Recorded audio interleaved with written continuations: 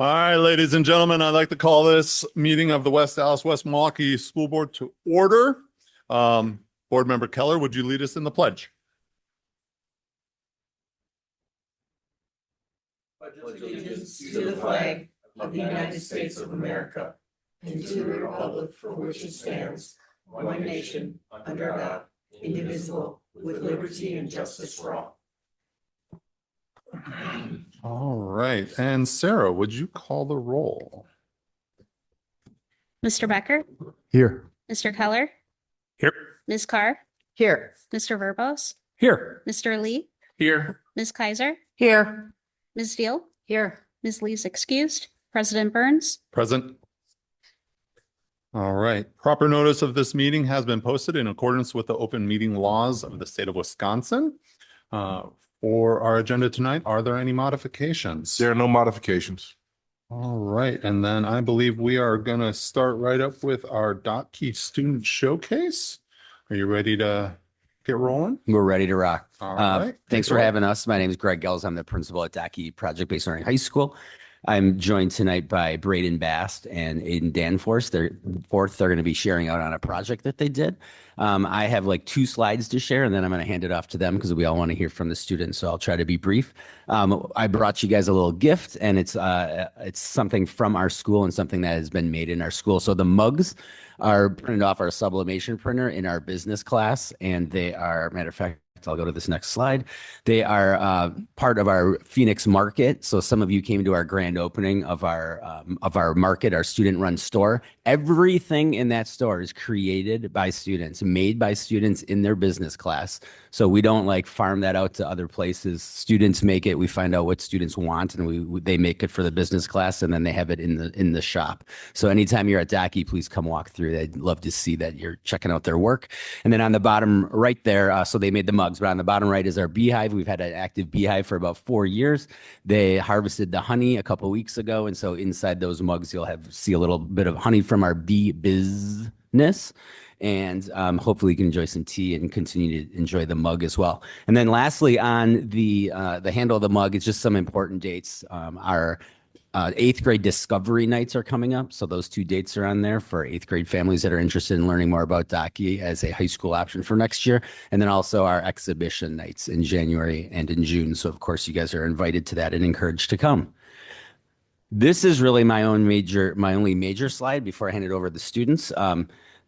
Just a quick connection with our theory of action. I won't go through everything on the left. I kind of wanted to summarize it on the right. So I apologize. There's a lot of words, but this is my only slide. So the bottom is really where Dottke's going when it comes to our goals for our school. And that's what this is, right? It's like our goals. And then the if-thens are kind of like our how we're going to get there, right? The work we're going to do.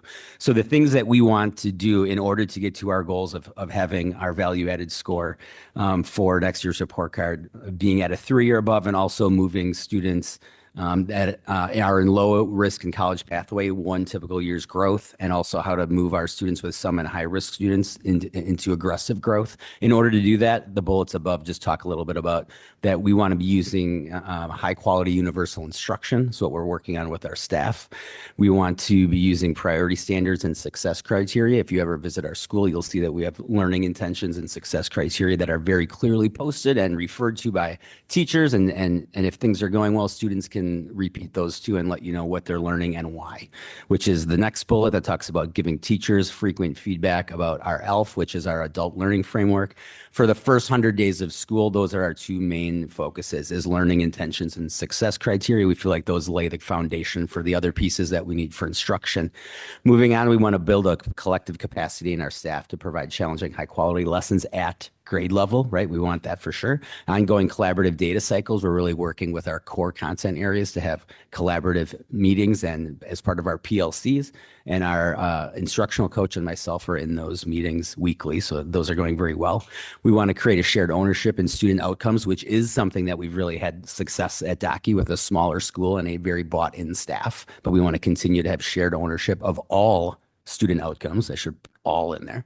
And again, those are the things that we are doing in order to reach those goals that I talked about a little earlier. So At the end, there's time for questions, probably mostly for the students, but if you need anything from me, I'll be here as well. But again, I just want to introduce briefly our two 11th grade students. So they're going to be sharing out on a project, and they're learning that they had last year in their world history class. And this is Braden Bass. Braden, wave so they know it's you, and Aiden Danforth. And I'm going to pass it along to them. Here you go, gentlemen. Hello. As we said, I'm Braden Best, and this is Aiden. And our project was learning about Roman like artillery and weapons and such. And one of the things we came across was the catapult.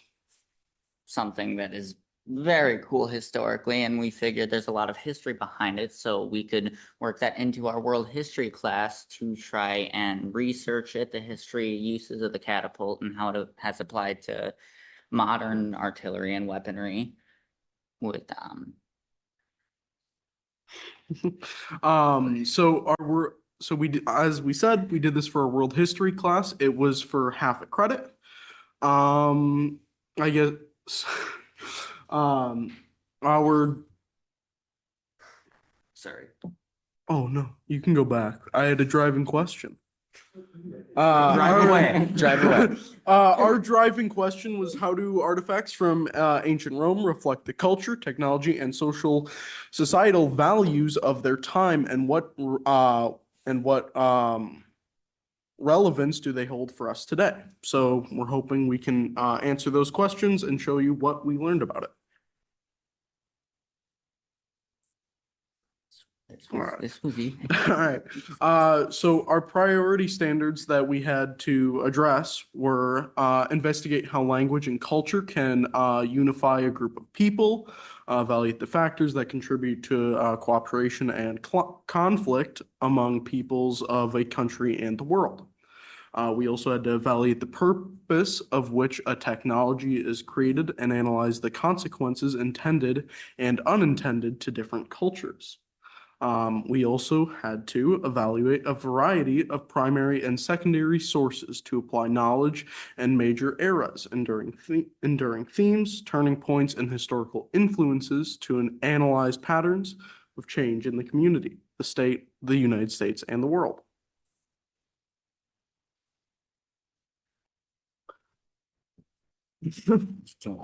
Yeah, so our portrait of gratitude, graduate, sorry, yes, my bad. For working together and thriving together, we had to collaborate effectively and contribute positively in both group and independent settings. As well as be able to communicate clearly and effectively to everyone given exhibition night, as well as do that through any medium, whether it be written, verbal, digital, or with our catapult, physical, and pretty much just show it to the world that we can do cool things. We've done cool things, and I mean, we plan to do more. Yep. So, so here we have a poster of some of examples and the things we've learned about catapults. We have a list of the importance of catapults, such as their uses in war. That was a big thing. They were able to take down like siege towers and walls and everything like that. As well as their current kind of evolution into modern weaponry and artillery, which I do believe we had that on a slide at one point with like mortars, things like that.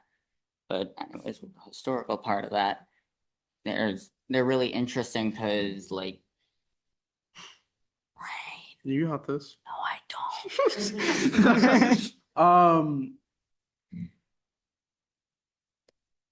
Gotta help me out, man. My brain is not. So we have different types of catapults listed. On the left is the traditional catapult. This is more what most people would think of when you think of a catapult.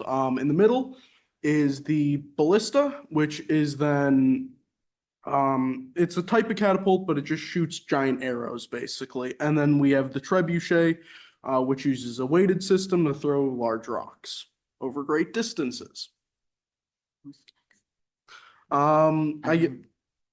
And honestly, that's about it for what we learned. Obviously, there's a ton of detail for how they were used and more. All three of these examples and more could have been used in a variety of different cases, each one of them having their own uses, like the trebuchet being used more for long distance and the ballista being more for taking out other artillery such as this. Yeah, I think that's about it Yeah. for this.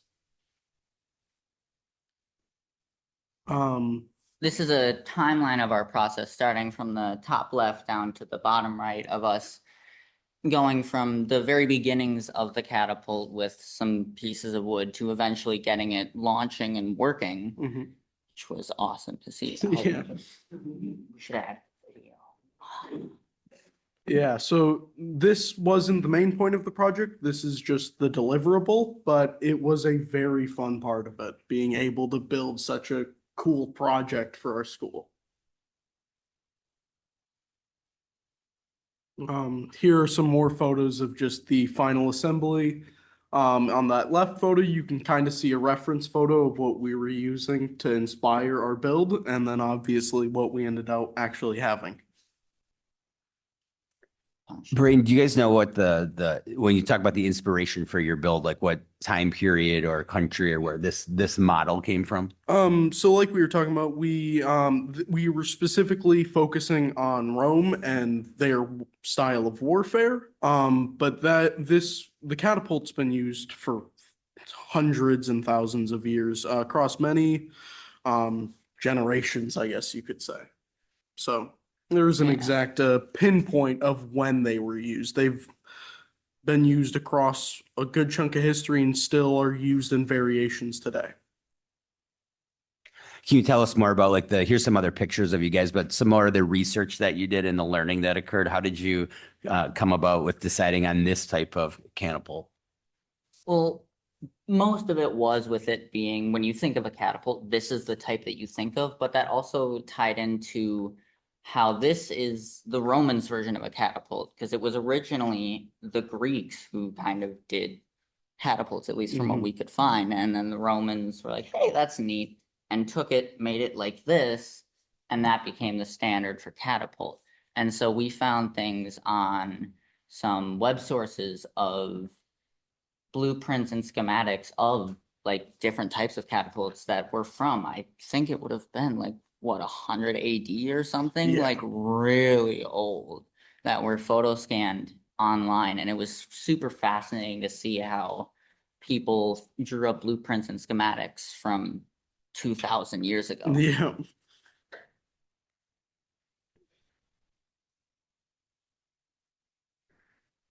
Questions? I would just jump in with one other thing. Like this, we want our students to be motivated by their learning in such a way that they're doing it on their own. And these two students were doing a ton of this at night. They'd come and tell me what they learned and what they found out. And then you saw some of the pictures didn't have a school background because over the weekend they had it like in their garage and they were like building it at home. So, so much of our learning has to occur at school, but then sometimes students want to take that when they want to build a really big project. We obviously can't invest that much of our instructional time to like building of the physical project. But when we have students like Braden and Aiden that really want to do it, I was like, okay, we'll do the work we can to get the donated, materials for the project, but you'll have to end up doing some of it on your own because I can't have you like in the gym for hours at a time trying to do that. So they did a lot of it on their own. I just wanted to recognize that. Any questions for them?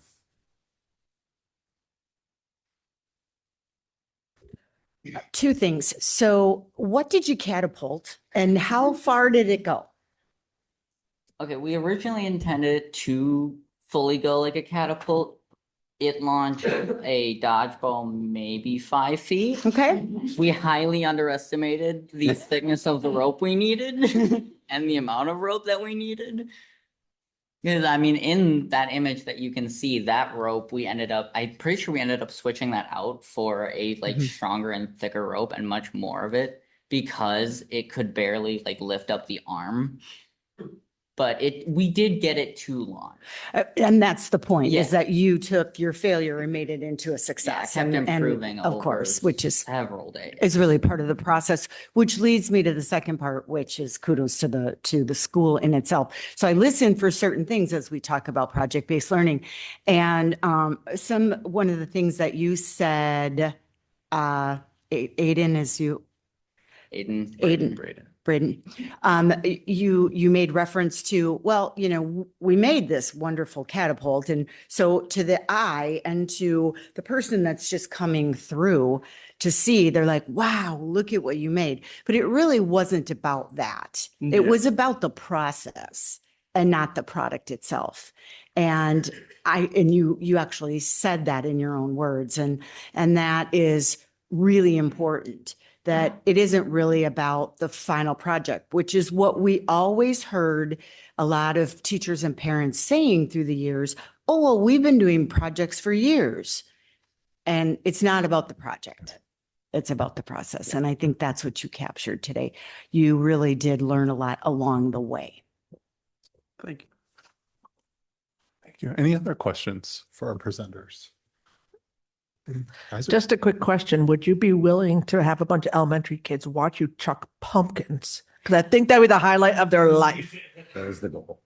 So We brought that up last year as an idea with one of the teachers to have as like a kind of festival for like spooky season, fall. And we were going to do it, but unfortunately that teacher actually ended up leaving this year. So it kind of fell through. Well, don't take it apart. I could just see this being like a really fun, like which student can guess how the furthest it goes. But that I could just see really fun things to go with this. We do have it at school as an artifact. We just didn't want to lug it There you here. go. Yeah, it's kind of hard to move a catapult. Can you go back to the page of where you have the standards up? I just want to go back to that real quick. So when you look at the first standard, dealing with language, cultural, the contributions to conflicts, like how can you compare that experience or the historical experience maybe to what's going on today? How do you align that? So obviously, like we were saying, there's a lot of like weaponry today that's based off those other designs of the catapults. So like he said, a good example would be like the mortar, which it's just launching like large mounds of weaponry, and that's obviously something that's going on today. There's wars going on, everything like that. So we can see those in use today. Okay. My last question is concerning the technology. You said that the Greeks, I believe, had the first version of the catapult, or maybe one of the earlier versions. Yeah, it was one of the earlier versions. How did the Romans improve on that invention? Do you have any idea how they may have upgraded it a bit? Any ideas? If I remember right, it was more of an upscaling. They had increased the size, increased the power, everything like that. And then from there, had like made it more widespread use. As we know, the Romans kind of took over for a time. They had widespread control, and once they started using the catapults, that kind of spread around the world as everybody was using them then once they started to use them. Okay. Thank you. Other questions for our presenters? Board Member Becker?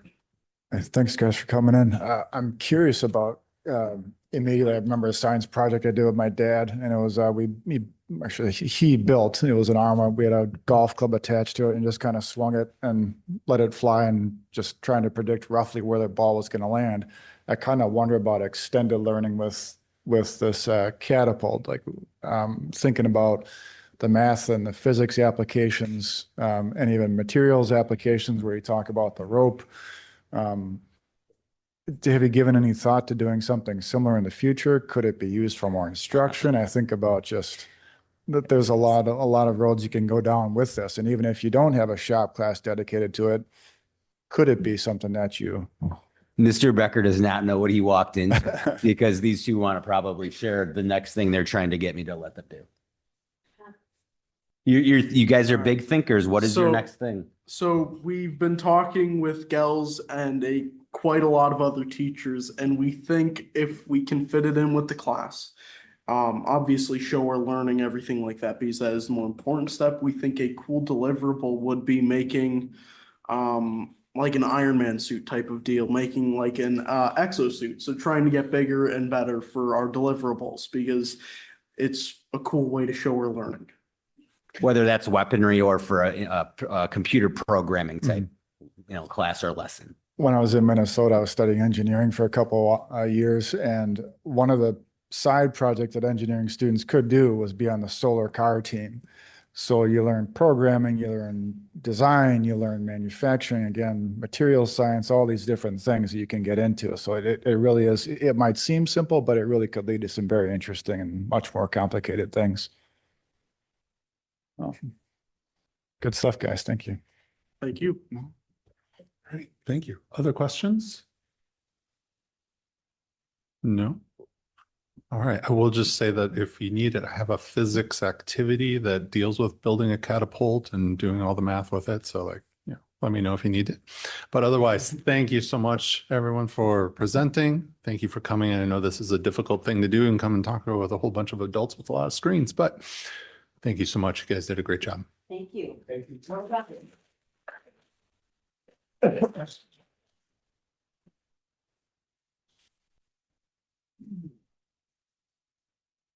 All right. Do you need a minute, Carolyn?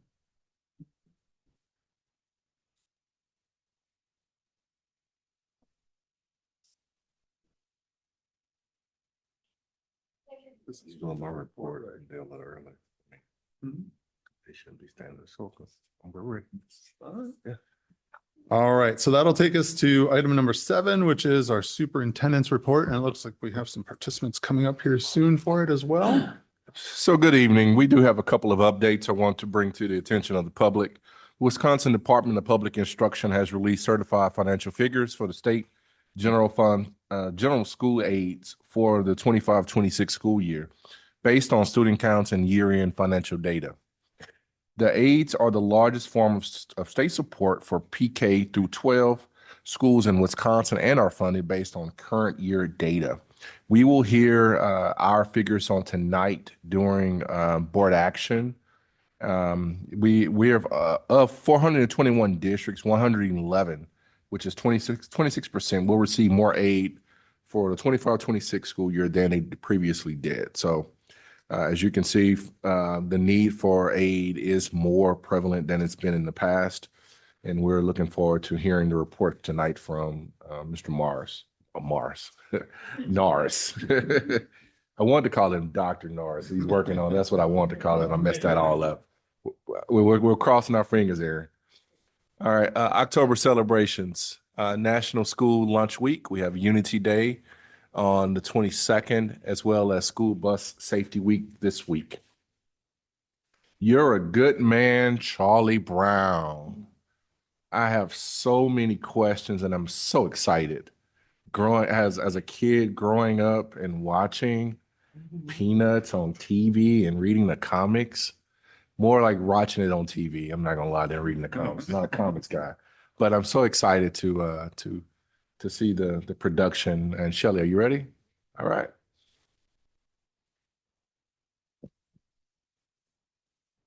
All right. Good evening, everyone. I'm excited to introduce some of our cast members from You're a Good Man, Charlie Brown. So when I call your name, if you guys want to just come on up here and stand. Tonight we have with us Aiden Johnson, who's a sophomore at Nathan Hale, and he is Charlie Brown. Lilia Hurtado, she's a senior at West Dallas Central, and she is playing Lucy. Angelina Grudemont, a senior at Nathan Hale, Peppermint Patty. Georgia Prober, she is playing a number of characters, Tapioca Pudding Blanket, and she is a senior at Nathan Hale. And Mackenzie Lutz, who's a junior at Nathan Hale, playing Loretta. So very exciting.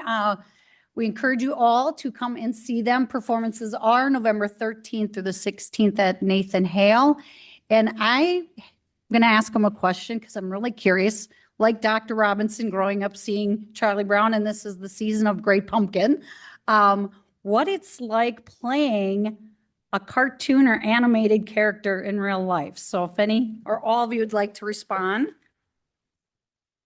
So I'd say playing a cartoon character is very different than playing like a regular person, like a couple of different productions that we've done over the years.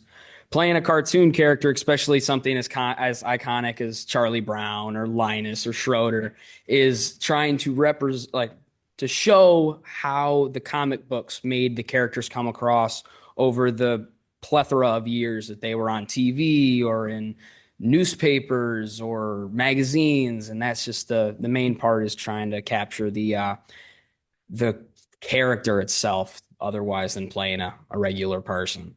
That's the main part in my opinion. Good evening. I'd like to add on to what Aiden said. Playing a sort of cartoon character, especially one whose personality is so well known, such as the Peanuts characters, is very different from portraying characters in different shows. For me personally, I am not like Lucy. And one of the wonderful things about acting is that you get to be someone completely different from who you actually are. And one of the interesting things about the show specifically is that you not only have to give up like who you naturally are, but you also have to take yourself back like 7 years and become a child again. And so it's a very fun experience to do so. And it's something that I've enjoyed about the show specifically.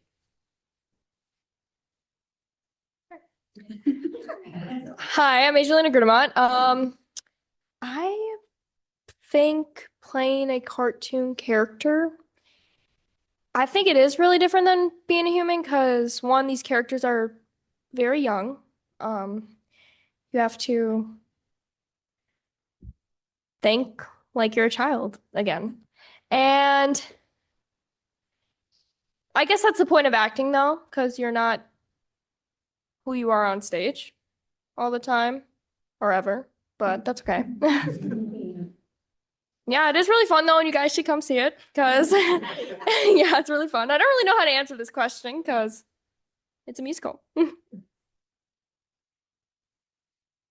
Hi, I'm Georgia. I think adding on to what Angelina said, aside from the fact that all of us are 14 plus acting like we're 5 and 6 years old, the weird thing about playing a cartoon character is everything is played up by like a long shot. Nothing is like small in the show. Everything has to be over the top and big because that's just how they are. And typically you don't see that a lot when you're playing like a person because you're trying to capture more like nuances than like just trying to make yourself look like you're in a cartoon. So I feel like that's probably the weirdest thing, the most different thing about portraying a cartoon character. It's really fun. It's a good time. Hi, I'm Mackenzie. I think a really interesting part about how we're doing our production is that there's no unnamed ensemble.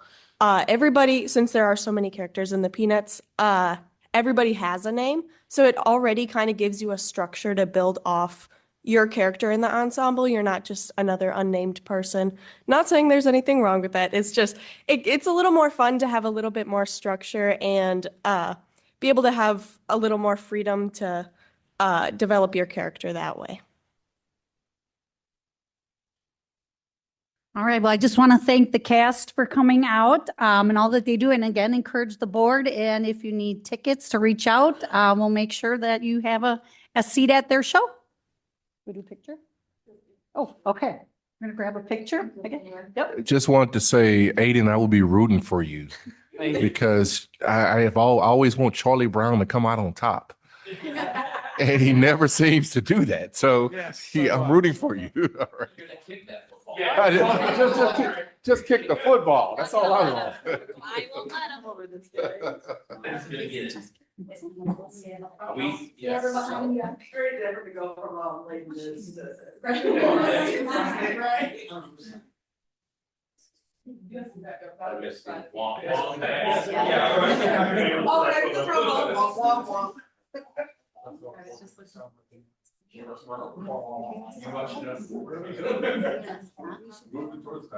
Yeah. Still going. Ready, 1, 2, 3.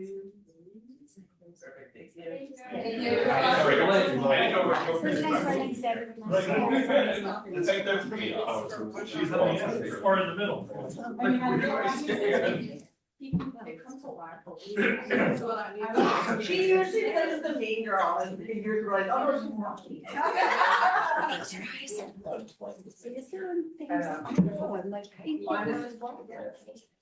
No pig pen? Remember that character? Shelley, you're up. Yeah, still up. All right, I just wanted to take this moment. Unfortunately, Scott Grimscheid wasn't able to attend tonight due to another commitment, but to thank him, as many of you are aware, Scott is retiring. His last day is actually this Friday. And again, like I said, I just want to take a moment because for those that don't know, Scott was very, very instrumental in helping to create what is now our West Southwest Milwaukee Youth Theater. He had been involved with productions primarily at the high school level for quite some time. But both Scott and Jordan Pollard, who is our incoming director, were the two that were crucial in getting our youth theater started with now, as you know, 8 productions a year and 3rd through 12th grades. So we are going to have a reception for Scott coming up in December on the 18th at the Rec Center from 6 to 8. It's open house style. And we invite anybody and everybody to just stop by and thank him as well. So just a show of gratitude and appreciation for him and all that he did.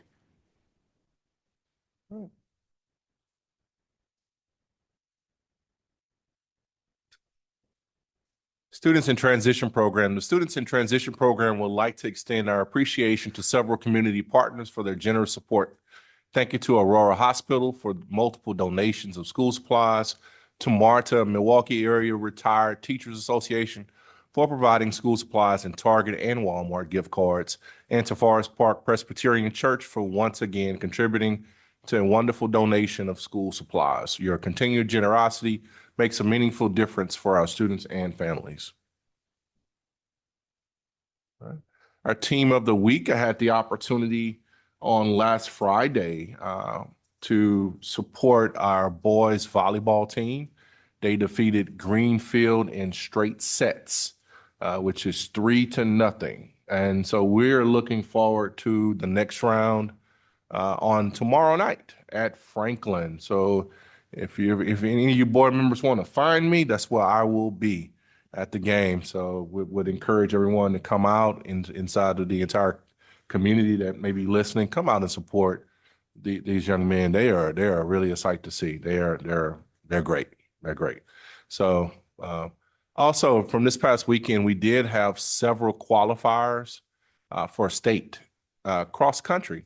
So we want to send a shout out to Coda Bruner, Ethan Plyer, and Piper Minier for qualifying for the WIA, a state cross country tournament, which will be next weekend in the Wisconsin Rapids. So send a special shout out to those student athletes as well.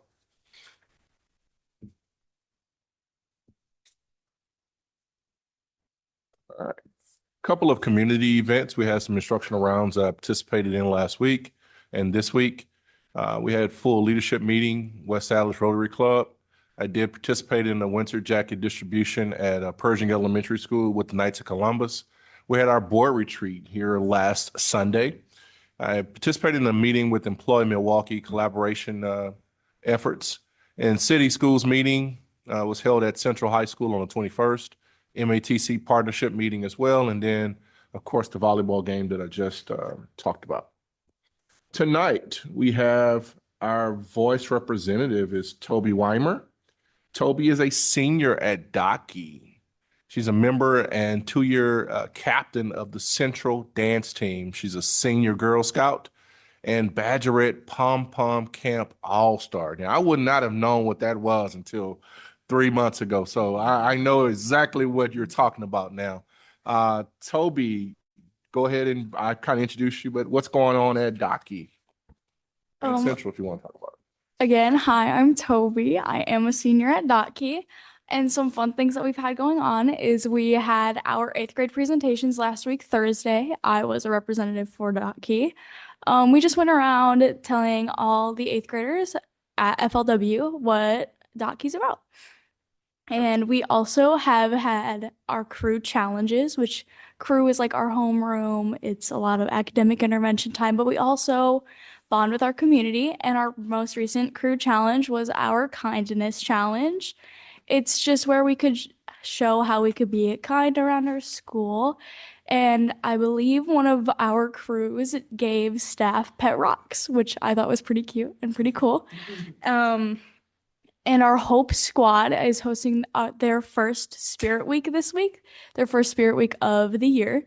And they're also recruiting new members, which is pretty cool. It's a very exciting Spirit Week. I'm personally very excited. And as Gels has said, our first Discovery Night is on November 12th for the 8th graders. And we have another Discovery Night in December. And then our exhibition nights in January and June. All right. Thank you, Toby. That concludes the superintendent's report for tonight. All right, thank you, everyone. That'll move us to our public comments section. So at this time, if anyone would like to address the board, you may sign up in the back of the room or in the Zoom link, which is posted in the chat. When you come up, introduce yourself with your name and address, and you have 3 minutes to provide comments. The board cannot discuss, debate, or act upon any item during the public comments portion of the school board meeting. Follow-up may be provided by the superintendent at the next regularly scheduled board meeting.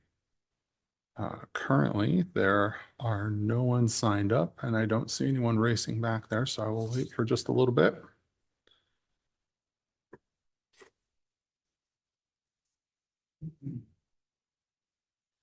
All right, a little bit is done. So at this time, I'm going to close the public comments. And then that'll take us to our board reports, with the 9.1 being the first one of our board calendar. So with that, tonight, October 27th, we have a regularly scheduled board meeting where we are working on the approval of the financial budget and tax levy, financial stability and efficiency workshop, which is dealing with the compensation model. And then on November 10th, we will have another regularly scheduled board meeting. No topics currently, but topics to follow. And then November 17th, we have a regularly scheduled board meeting that is going to also have the teaching and learning workshop and the state report card results. There was a regular scheduled board meeting on the 24th, but that is scheduled for the 27th. And so the night of the 24th is now free, board members. 17th. The 24th got moved to the 17th. Yeah. Yes. She said 17th. Did I? Oh, well, terrible. All right. So the 24th, the week of Thanksgiving. I know. I'm jumping the gun here. So yeah, so that'll be our work for the next month. And then from there, we also have our committee reports, which tonight I believe is board member Kaiser for the Financial Stability and Efficiency Committee. Yep, thank you. So we met October 22nd. Tonight, you will hear the first draft of the compensation model. It will be presented tonight by Bob Kinsey and I believe Courtney Vang. Yep. And then you will also hear tonight our final budget approval and tax levy. There's going to be a big workshop and discussions on these, so I'm just going to leave it at that. In old business or new business, we have our annual audit coming up every year, and we have some health insurance information coming out to teachers over the next professional development days. And that's my report. All right. Questions for the committee or topics that you'd like to see? Seeing none, thank you very much. And then I'll take us to 9.4, other updates and information, which I currently do not have anything. So we will move on to, what did I do? Oh, I did, didn't I? So I'm just out of my sorts here. It's because, I don't know. So I did skip board member reports. So board members, do you have anything that you would like to share that you participated in or worked on here? I attended the Knights of Columbus coat distribution at Pershing, and of course, well-oiled machine. The principal did a wonderful job of making sure that the kids were coming in with the sizes that they need. It ran smoothly, and the kids were well-behaved and did all the wonderful things with manners. But the thing that really struck me was it was a really warm day. It was 71 degrees.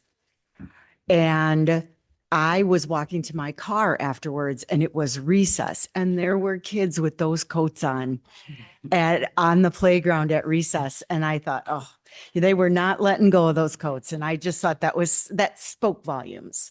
So I thank the Knights of Columbus. Thank you. Other board reports? Anything else we want to share? No? All right. Nah. I'd like to share just a couple of things. One, the board retreat that we all participated in. I thought it was an excellent opportunity for us to work with one another in a way that helped us work on our leadership styles and our abilities to work as a team as far as how we're working on what's helping our district move forward. I think it was a pretty good learning opportunity for me to hear more about all of you, but hopefully it was likewise for the rest of you and everyone that's working with us. The other thing that I did participate in, which was a little different this last time, is we did, as Dr. Robinson said, we had the city schools meeting. And that was at Central, and we actually were able to bring a couple of our other additional city leaders into the school and look over all the renovations that were going on, and they were really excited about that. We also brought in former board member Jeff Sikich, and so he was able to see that as well, because that was something that he was very excited about as he was working on his last year on the board here. So a lot of good things going on over there, and I think everyone's going to be really excited when that finally comes and opens up here, which I believe our soft launch is slated for mid-November here yet. 23rd. The 23rd, yep. Right 26. My dates are running together. He said the 23rd. See, it wasn't just me. Sorry. No, not that. All right. Superintendent is doing too. 26. 26th. All right. So, but it's coming soon. And I think we'll be really excited with that. So, see, that's why I went with the generality. But that is all I have for that. So then that takes us to our other updates, unless there are any other updates from the board. Nope. Okay, and then I have no other updates. And so then we will move on to our consent agenda, item 10. And so our consent agenda tonight includes 10.1, the approval of minutes, 10.2, the employment summary, 10.3, supplementary contracts, and 10.4, our financial summary. And so at this time, does anyone need anything separated? All right, since nothing needs to be separated, I would look for a motion. Move to approve 10.1, 10.2, 10.3, and 10.4. Second. All right, I have a move and second. Is there any additional comment on the motion? All those in favor? Aye. Those opposed? All right, and that passes, which will take us on to our action items for tonight, which is the 25-26 final budget and tax levy adoption, which will be presented by Mr. Morris or Dr. Morris. No. No worries. I think they It's planned messed these up. jokes today on me, so. Messed up. You don't let it go, do you? Pretty funny, though. I gotta give them that. Well, with that, I'll be taking the next 2 hours to talk about this tonight. Ooh. And note, he and I have already talked about this, so no, it's not. All bets are off officially here, so. All right, well, thank you. Well, I will, for opening remarks, just say it's always an exciting time to get to the budget final presentation because we spend 6+ months discussing it. So finally to have something come that's finalized and done, regardless of the changes every year, is always nice to kind of move on. And then we get the 3-week break before we start talking about it again. So with that, we'll jump into the final budget and tax levy adoption. Kind of going off of Dr. Robinson's sentiment, we tried to highlight tonight 2 different things. So showing the changes from about a month and a half ago from the annual hearing to tonight. And then at the end, you'll start to see what are the year-over-year changes. So like what was the aid last year? What is the aid this year? Because they're different comparisons, but I think important, and we'll talk through the differences and why in a little bit. So the first thing is a quick agenda. We'll talk about the state budget. We'll talk about what the importance of the different dates. As I mentioned, changes from preliminary budget. And then how do we get into the development of a tax levy calculation, followed by the proposal of the all funds tax levy, historical tax levy mill rate showing kind of what has been and what we're projecting and seeking recommendations for approval tonight, followed up by mill rate, and then finish up with questions. So as you guys know, as we discussed on July 3rd of 25, Governor Evers signed into law the 27 biennial budget, or Act 15. This included the ongoing $325 increase per student, 0 increase in per pupil categorical aid, a substantial investment in special education, up to 42%, projected to land around 39.8 is what the projection from the state is this year. So, roughly a 10% increase after all expenses considered. And then low revenue ceiling stayed the same. Our finalized per pupil amount for the 25-26 school year is $11,763. And then next year, our recurring referendum will be baked into the per pupil. So this year it's called an exemption, a recurring exemption. Next year, it actually goes into the per pupil amount. So that'll be amortized, just so you're aware. The two big dates that we talk about from the annual hearing to today is the annual hearing is predicated off of a July certification, and tonight's hearing is predicated off an October certification. The main difference in July, DPI for state aid is working off of district's budgeted numbers, their expected revenues and expenses. And in October, the state's working off audited financials that every school district is required to submit. So how much you spend dictates how much you get. And so that's the big change. It's known as shared costs. And so what we'll talk about tonight is that's the levers moving in the state buckets. So that's the big change that we'll talk about tonight. Beyond that, membership is a big thing. So as I kind of teed up here, the things that we now know are the following: our finalized equalized property value, that was no change. Resident membership is different than enrollment. Membership is the number of kids who are residents of our school district, who attend our school district or attend other public school districts. Okay, that includes independent charter schools, that includes open enrollment, et cetera. We finalize private vouchers and special needs scholarship.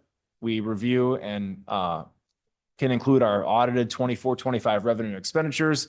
That's for across all public school districts. Our uncounted people allocation, that is an open enrollment function. There was no change in that number. And then our transfer of service costs are finalized through the state of Wisconsin. Those all kind of play a big factor, all in one big bucket, into finalizing our district's total revenue and our total tax levy mill rate for the school year. So what are the changes? So this is a nice table that shows you kind of what are the buckets and changing. And sometimes one thing goes up for something else to go down. So we'll talk about that here. So our transfer of service is a projection based on the number of students that we have claims for. That number came in a little bit lower, mainly for one reason. We had a student that we thought we were going to be able to claim that we weren't, because the student was actually open enrolled out and came back, and that's not claimable. So that's a kind of a finance thing to add to our process for next year. Our revenue was pretty close to what we thought we projected. That's the revenue limit. That includes exemptions such as private vouchers, et cetera. Our aid, we saw about a $2 million decrease in aid, and I'll talk through kind of why that was in a second. You can see that our total tax levy was an increase of about $800,000.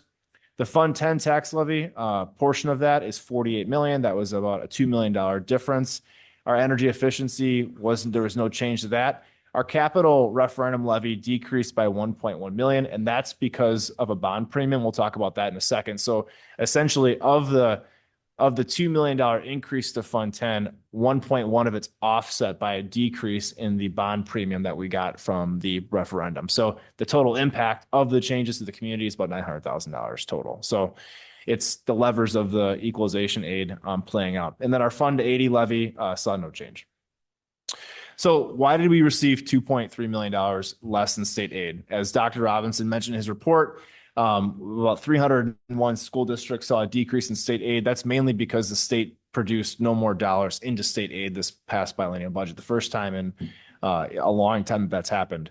Other things that can happen. Okay, so we saw, and I'll show this in a minute, other district spending. So if school districts across the state who are heavily aided spend more than their budget, that's going to increase their bucket of state aid. So that happened.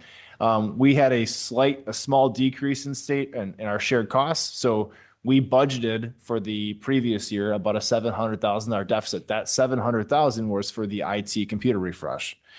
We ended the year, our audited financials show we had about a $650,000 surplus. That difference is about 1.3 million. It's off of the budget to actual. So we actually had a $1.3 million surplus to the state, even though it was only really 650 to the district. That makes sense.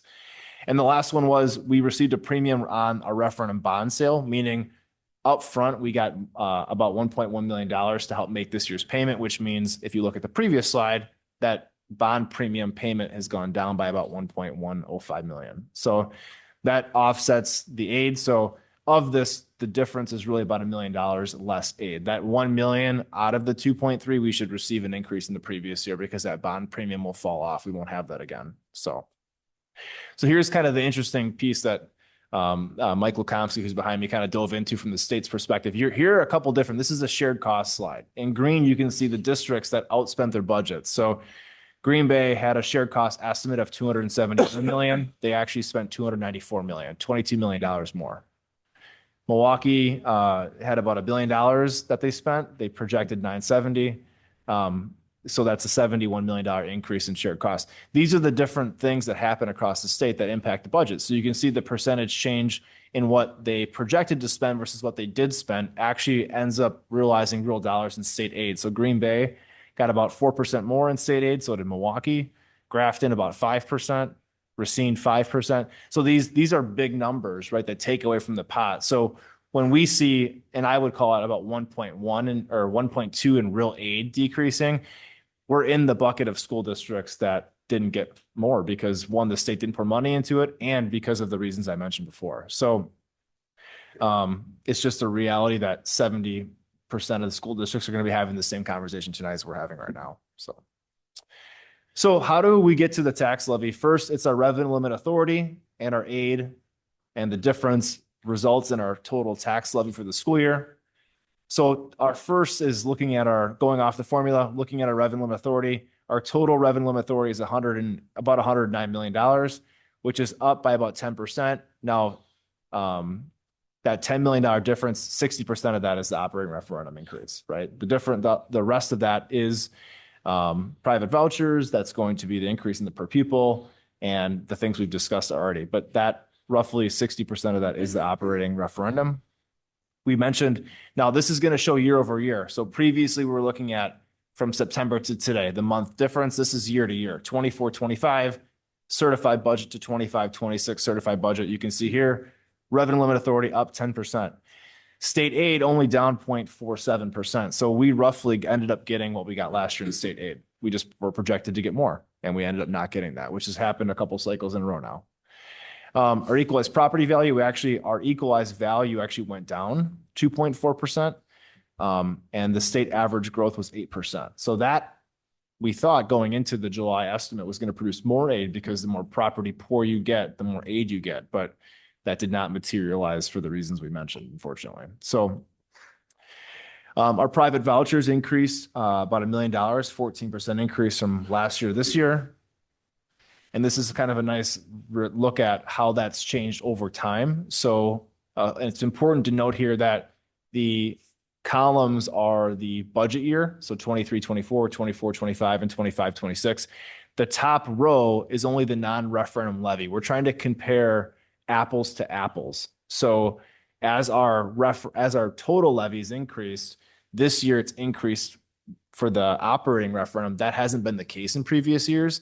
So we want to just show of our total non-referendum levy, what's the percent been to show over time. And you can see that the amount for private vouchers has gone up by about $1 million every year. And so this year, that portion is now 19% of that, and impacting our taxpayers about $1.58 per in the mill rate. So, and this is the last year of the WPCP cap, meaning next year it's unclear of what that'll look like, and we're kind of looking to the state to provide some guidance on how that's going to look. That's that. So our all funds tax levy is 57 million, a little over 57 million. That's up 20% from last year. And this is kind of the breakdown. So the Fund 10 portion is 48 million. The non-referendum debt service, that's energy efficiency, is 1.7. As I mentioned, the referendum debt service is down to 3.1 because of the bond premium credit we received, and the Fund 80 levy is 3.825, totaling just over 57 million. To get the mill rate, you take the total school tax levy divided by equalized property value and multiply that by 1,000 to give you the mill rate. So if you put in the equalized value over the total levy, that produces $8.18. That's up from last year at 661, and we're waiting to see what the new state average mill rate is for this year. So what that means for every homeowner, for every $100,000 in value, they pay $818 into the school district. But important to note that, you know, a large portion of that's coming from the private vouchers that we showed before. So $1.58 of that is going directly as pass-through dollars from the taxpayers to the school district of the state of Wisconsin. So here, this is I want to talk about this slide. I'm near the end here. So our all funds revenue, which includes, you know, Fund 10, Fund 27, Fund 50, et cetera, Fund 80, is 164 million, just shy of 165. Our all funds expenses is 185. And the reason that there's a staunch difference here is that we've already received the revenue for the referendum and now we're expensing it. So it shows an upside down budget, but it isn't, because as you mentioned I mentioned at the bottom here, the general fund is balanced. Our Fund 10 portion is balanced. It's just that we have, I guess I wouldn't say negative expenses, but we're spending more than we're getting this year in Fund 10. I'm sorry, in Fund 80, in our referendum fund, and our Fund 50. And those are three funds where, you know, we're sitting in a building where we're having capital projects be done. That's an example of what I mean. So that this will likely be our new norm for a few years until those projects are completed. So coming soon, this is kind of a kind of FYI. We're working on a page for the website called Understanding Your Tax Bill. The coming soon to the district website is actually a hot link to Hamilton School District. This is an example of something they have. So we're going to be working internally to build something like this in case you guys or we receive, or the schools or the community gets questions or inquiries about how do they read the school district portion here and what is it based on, trying to build something as a way to point people to if they have questions. I think with that, I would take questions.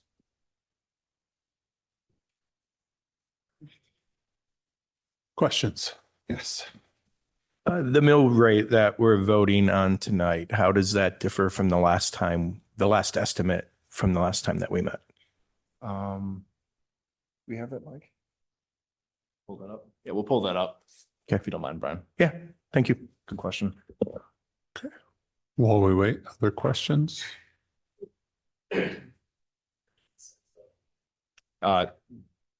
Was 805? Yeah.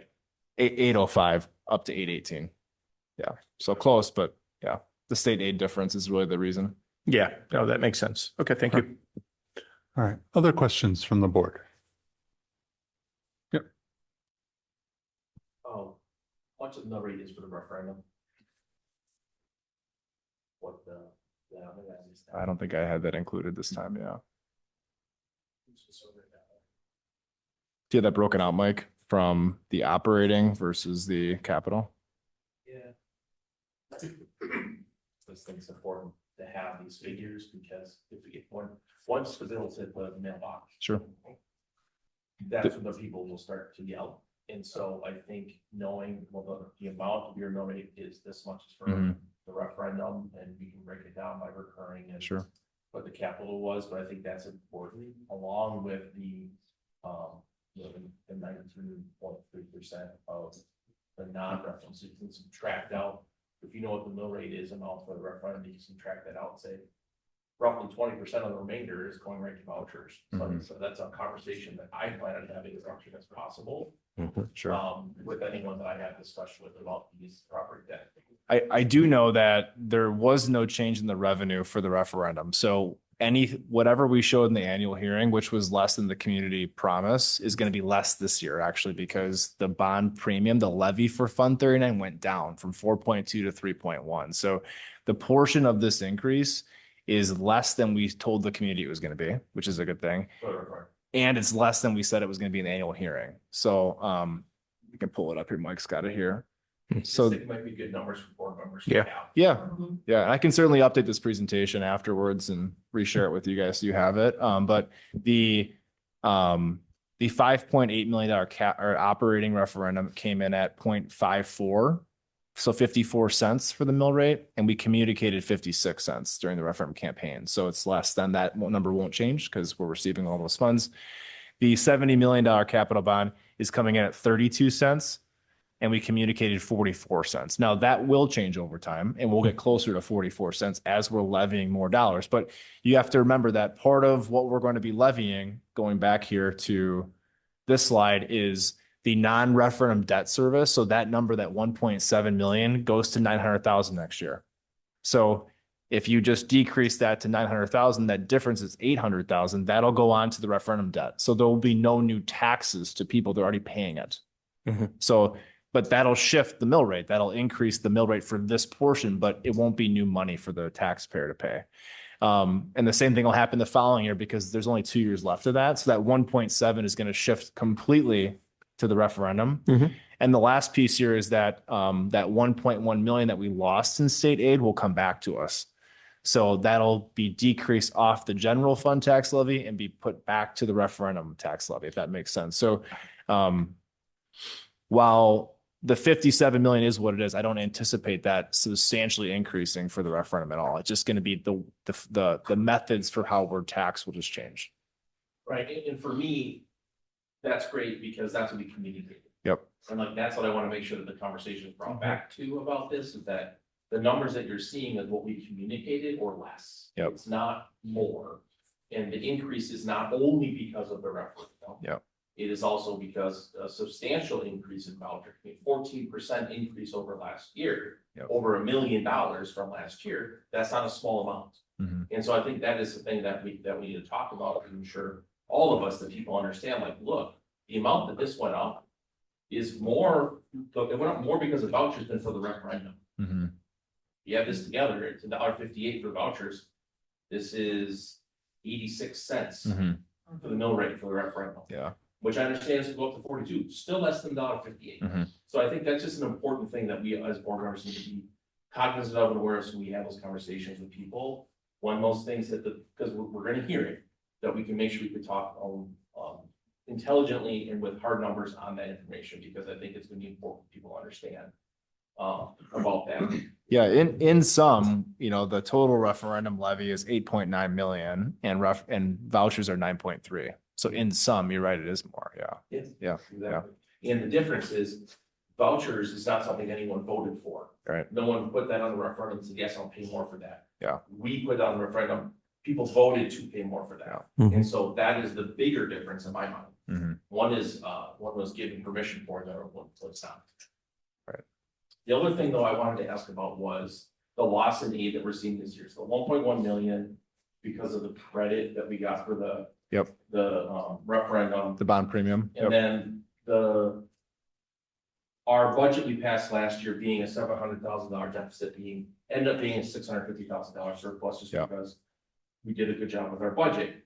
But oftentimes I find that districts that do a good job with the budget seem to get penalized versus those who don't do a good job with their budget and spend over what they think. So are there things that we can do? What things could we have done differently so that we wouldn't have lost as much aid as we did this year? I think we've tried to, over the years, tighten up the process. So we meet pretty much every 2 weeks starting in April to go through actuals. And I think by nature, I'm just very conservative with where we're at when we come to you guys for budget amendments. So I think as we get closer to that time in April and May, we likely are just going to have to forecast out and go, okay, what is 20%, 15% beyond that estimate? Because if we shoot higher and we end up lower, it's going to benefit us in aid. That's likely the best answer. Because last year there was a couple different buckets. We received more revenue in buckets that we didn't anticipate, like state Medicaid. We got more money in that area for students, special needs. It's hard to predict what these things happen. And so I think that's a conversation Dr. Robinson and I can have around, should we over transfer? So are we not really losing the money, just being allocated different fund, which is an expense. So that might be an area where, maybe we come to the budget amendments and we say, we think it's going to be 3, and we're going to actually expense another 1 million to 46, meaning the district's not going to lose the money. It's just going to be placed in a capital fund account Right, to protect the taxpayers. right. And that's, I think that's the key thing. It's silly that you have to do it, but, you know, we're trying to do the right thing and say, hey, we know we have $700,000 that we were meaning to spend this year for something. We weren't able to get it completed. Mhm. So we want to make sure we set it aside and say, yes, we're being responsible with our money. This is a deficit, but it's money that really is coming from last year's budget that is in Fund 10 that we're going to use for this purpose. Mhm. We would have been better off not doing that. Mhm. And even if we would have ended up being 700,000 in the hole, that money was still money we had set aside for the purpose. We all know that. But Yeah. it doesn't look from a spreadsheet perspective, Yeah. that we're doing it the right way. Yeah, But because we did that, we end up losing, you know, whatever company. Sure. In aid that we would have gotten, Right. it's now being shifted to the taxpayer. So, and the same thing with 1.1 million, did we know we were going to get that credit? Like how, like with the whole bond thing, like, Mhm. did we know that was coming, and is there something we could have done? Like under budgeted by 1.1 million to Well, offset it? it wouldn't have mattered because the 1.1 million is just shifted to a decrease in the 39 levy. Mhm. So that it just offsets it. But it reduced our aid as well, right? Right, but it also decreased the expense we also had. Okay, so So- that's a 1-for-1? Yeah, it's a one That for didn't- one. That did not affect the tax levy then? No, because if you look here, the capital referendum levy went down by 1.105 million. Okay. So that's what I was saying is we actually got 2.3 less in aid, Mhm. but 1.1 of it is a tick for tack.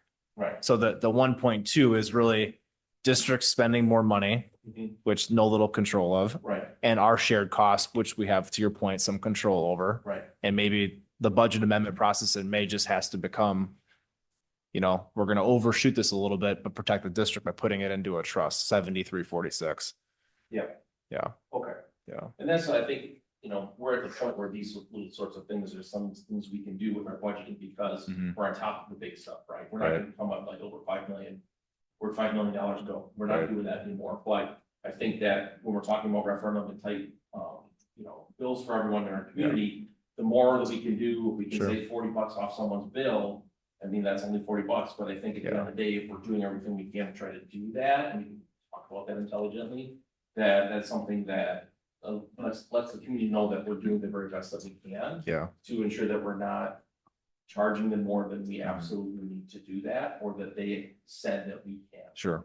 And the good news with this is that we know that next year there's going to be no more state aid in the bucket. So what can we do to control that? We know the 1.1 bond premium is coming back, which will just be another offset in our tax levy. And by just trying to allocate more money into these trusts, we can try to increase our shared costs to try to get, you know, the $300,000 or $400,000 back into the district's Yeah. taxpayers. I really Yeah. think my biggest concern though is next year's budget, just because we don't know what that voucher number is going to be. That's my Yeah. biggest concern. It went over in 1 year, it went up over $1 million. Mhm. Well, next year, there's no cap, so then what the heck are we gonna do? Yeah. And we've requested the wait list from the state and haven't got that back yet. At least that gives us an idea. Because it's unclear, like what is that number going to turn into without any direction from the state? We don't control the wait list. Students apply and then they're granted voucher status based on hierarchy of the process. So do you have students in the voucher? I mean, there's like a process to it.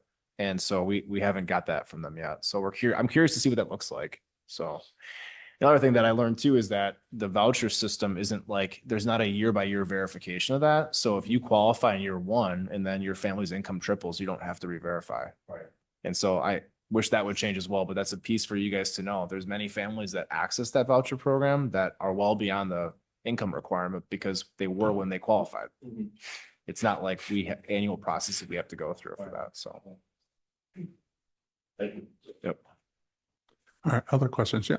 Remember, Just to piggyback off that, I would see this is stuff I would love that we do in a retreat or in a workshop where we talk about how do we put together the messaging of what these vouchers, there was a cap, now there isn't going to be. Mhm. And how does that reflect and affect our public and how's it going to affect our district where there's so much we can do and there's so much up in the air now. Right. And so this is something like our communications committee and or workshop, whatever it is, this is the stuff I would love us to work on. That by the time we get to the WASB meeting or convention in January, we're touching every single person saying, hey, here's what's going to happen. And here's our concern. And so if there is another day of action at the Capitol next year, we have a better understanding of saying, hey, Senator Larson, hey, Rep. Angelito or Tenorio, like these are our concerns, and here's the solid numbers on it. Yeah. So, I mean, it's a little off topic here, but it also is really pertinent to the budget for next year. And I was going to say the same thing. We've talked about it a few times, having like a monthly resolution, something that goes to the legislature, just so we're not trying to get there waiting for 7 hours to speak with 5,000 other people. And when it comes to budget time and it landing on deaf ears, like if we're reaching out to them every month, they can't claim they didn't know. They can't claim we didn't come to them. And I think just as Mr. Leem, as Kaiser said, like, the more people we can get this to more frequently with more numbers, more concrete evidence, like I think it really makes a better case for us. And I'm just looking at the slide 7, where 301 out of 421 districts received a decrease in aid. I mean, yeah, I think we have to make the case more frequently. And this is a really perfect time to say, like, this is our budget and this is where it's fallen, and this is not because of something we've done wrong. And maybe locally, depending on, how, pending approval and getting into January, maybe we need to do some communication to the community around what this looks like and how to understand this. And maybe that's a video. I don't know. We'll have to talk about that. I think there's an opportunity there that, maybe getting ahead of that might be better. I don't know. It's a good question. The other thing I want to mention too, on the tax bills, so you guys are aware, when school districts pass capital or non-recurring, I forgot Phil to mention this, or non-recurring operating referendums, those are listed at the bottom of how much that is. I believe it's the mill rate, and I also believe it shows the year it comes off. So for us, the capital one that was passed, it will show that.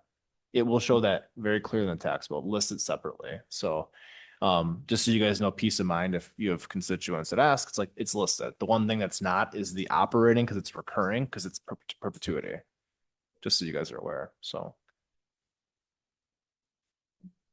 Okay. Other questions from the board? No. Okay. For the numbers and the communication piece, to talk off of what board member Lee was talking on, is there a reason that we can't put those numbers and those breakdowns on the website in addition to that coming soon piece for their? Yeah, you mean like the referendum mill rate and things like that? Well, or- just like the breakdown of that budget piece of what we may or may not pass here in a little bit, but how it breaks down, and then the percent so that someone can see it. And so then it's not just the board members communicating and having those numbers are available to the community at large. Yeah, I think we certainly can build something out. We're going to be working on the tax bill analysis. So I think having even some hot links to different aspects could be certainly done. Yeah. Yeah, and I'm just thinking of something fast too for showing that breakdown with those links, so that people can see like 20% is due to vouchers. Sure. Here it is in the breakdown. So just something obvious, something big, and that way we can, we're not talking about it alone. They can be like, go look, this is the same thing we're looking at. Yeah, that's what I think was when I was talking with Dr. Robinson, trying to give you guys a place to point to, as opposed to be the only source of information. I don't want that to happen, for you to be able to speak to it, but then go, hey, but you might want to look at this. Here, I'll send you a link to it. It's easier for you and us too. So Yep. Yeah, absolutely. Okay. Another question? Yeah, go ahead. So one more suggestion, actually. I know we talked about trying to get the municipalities to add the voucher line into the communications they sent out with their tax bills. And if we're having that example that you're building less like Hamilton, like we could also add that in there as well. The only difference is we have to show our 4 different municipalities with their tax bill all different. Right. But maybe, I don't know, if it'd be a situation you put in your municipality, and then that takes you to like the West Waukee one, or the West Dallas one, or the Greenfield one, or whatever.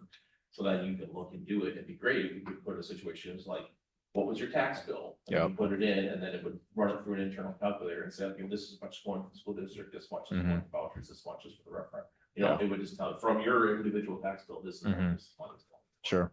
It requires some interaction from the public to go and actually be involved in doing it. But if it was that simple, it's a simple calculation that wouldn't be too hard to build. But, Sure. It'd be nothing where you could like, it's not just me, like I can put that up on my page. Yep. Or you can send it on the district page and say, hey, you got questions on, here's answers, and you can figure out exactly how much you're paying from your tax bill for the school district. Yeah. How much is going for vouchers. Sure. Yeah, certainly something we can work on. I mean, I think building out a website where this has this information that's easy to see, understand tables, links to things, tax bill. I think all of that isn't difficult to do. We have the information, just building it. And, we have a few months until these things start to go out to the public. So we certainly can bring that back to committee and things like that to workshop that out a bit. So. Okay. And I would say the sooner the better, just so that we get that conversation rolling and we can direct our narrative as far as like where you can find the best information. Yeah. All right. Any other questions on that? All right. So then what we were looking for here then tonight is we're looking for whether or not we're going to approve our tax levy. So at this time, I would entertain a motion. Move to approve 11.1 of the 2025-26 final budget and tax levy adoption. Second. All right. Has been moved and seconded. Are there any other questions or items to deal with the motion? Seeing none, all those in favor? Aye. Aye. Those opposed? All right, and that passes. Thank you, Mr. Norris. And from that point, then it'll take us to our workshop 12.1, the Financial Stability and Efficiency Workshop, Compensation Model Draft 1. Do you guys need a couple moments to set up? Yeah, if you want to give us a minute or two to get set up and we'll get started. We can wait. I don't know that we need to go and recess for that.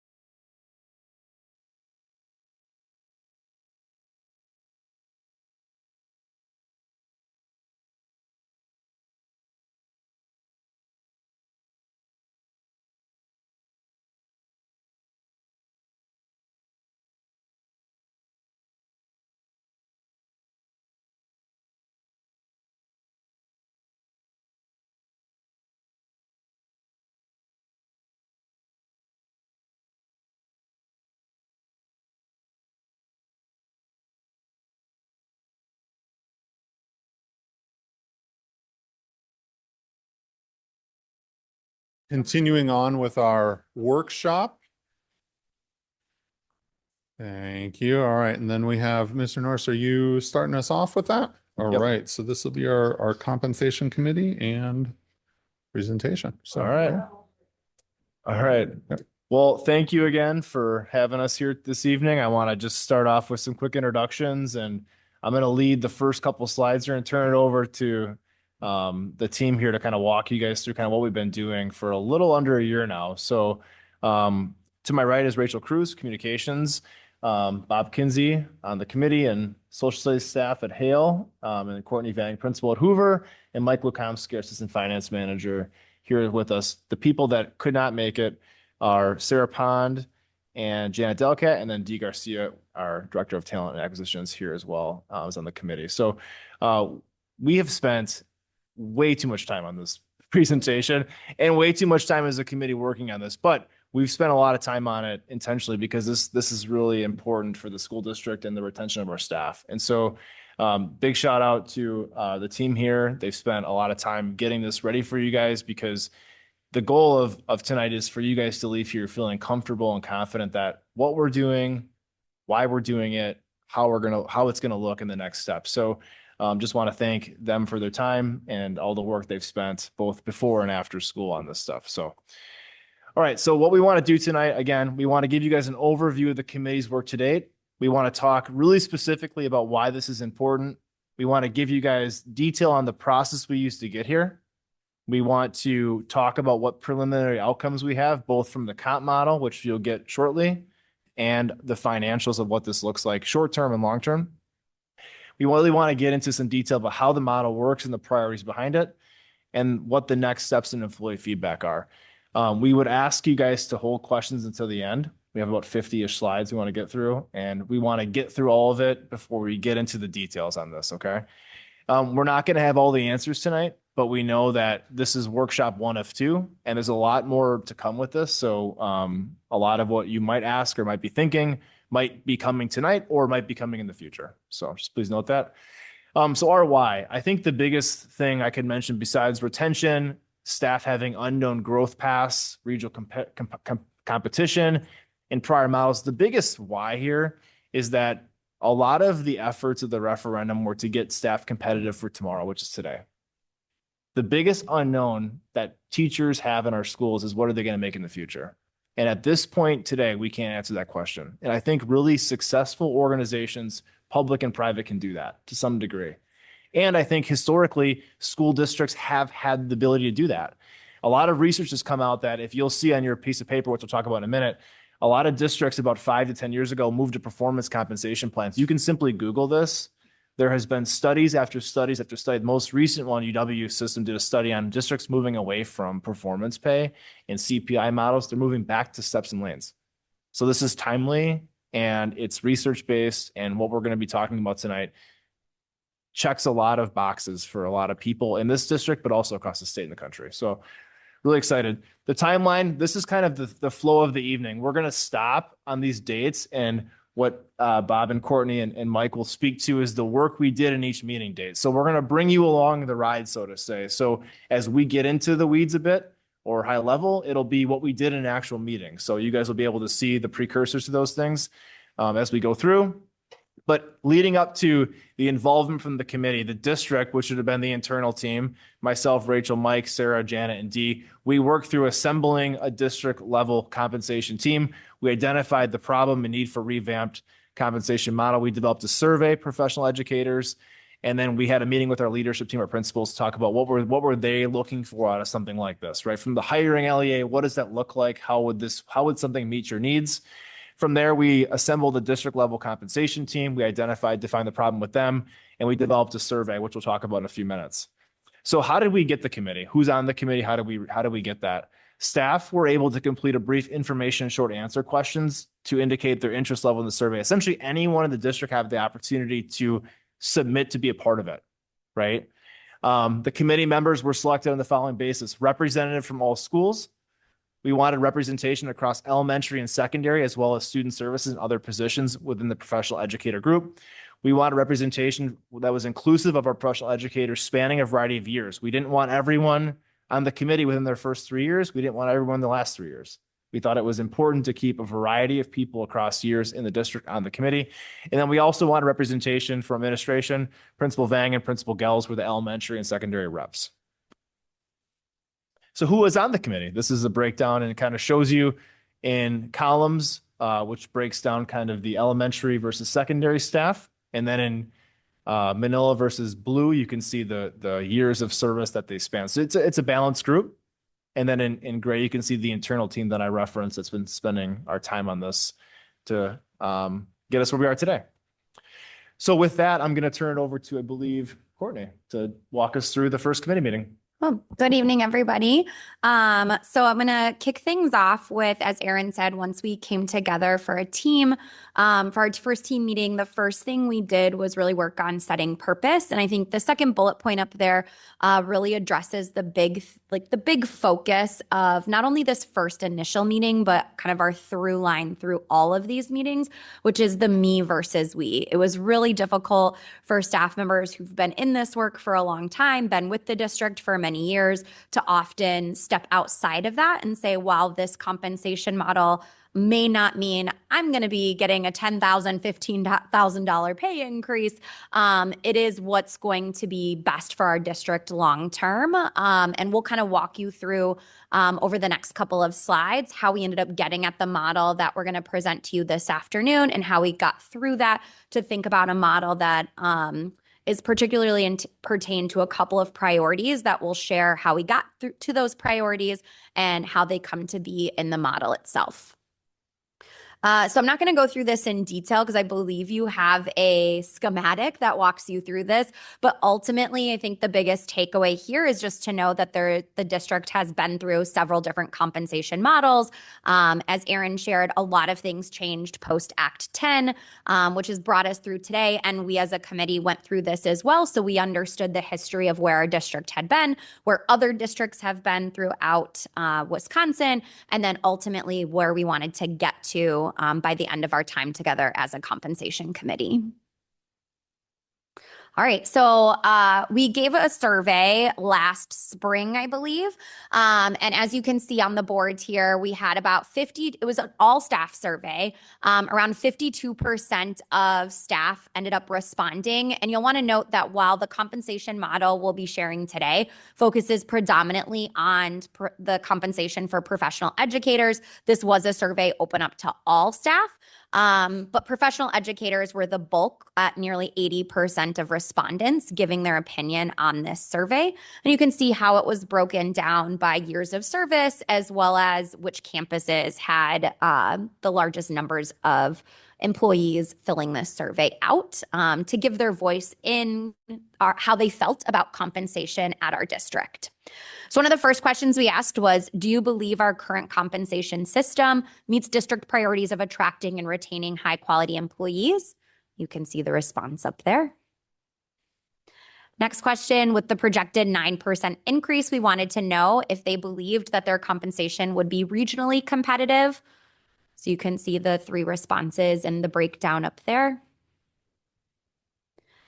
Do you feel that the district is taking the appropriate steps to address employee compensation and well-being? So this was good news that while most people didn't totally agree with the compensation model the way it was last year, they see that we are taking the steps to make changes and to take feedback from staff.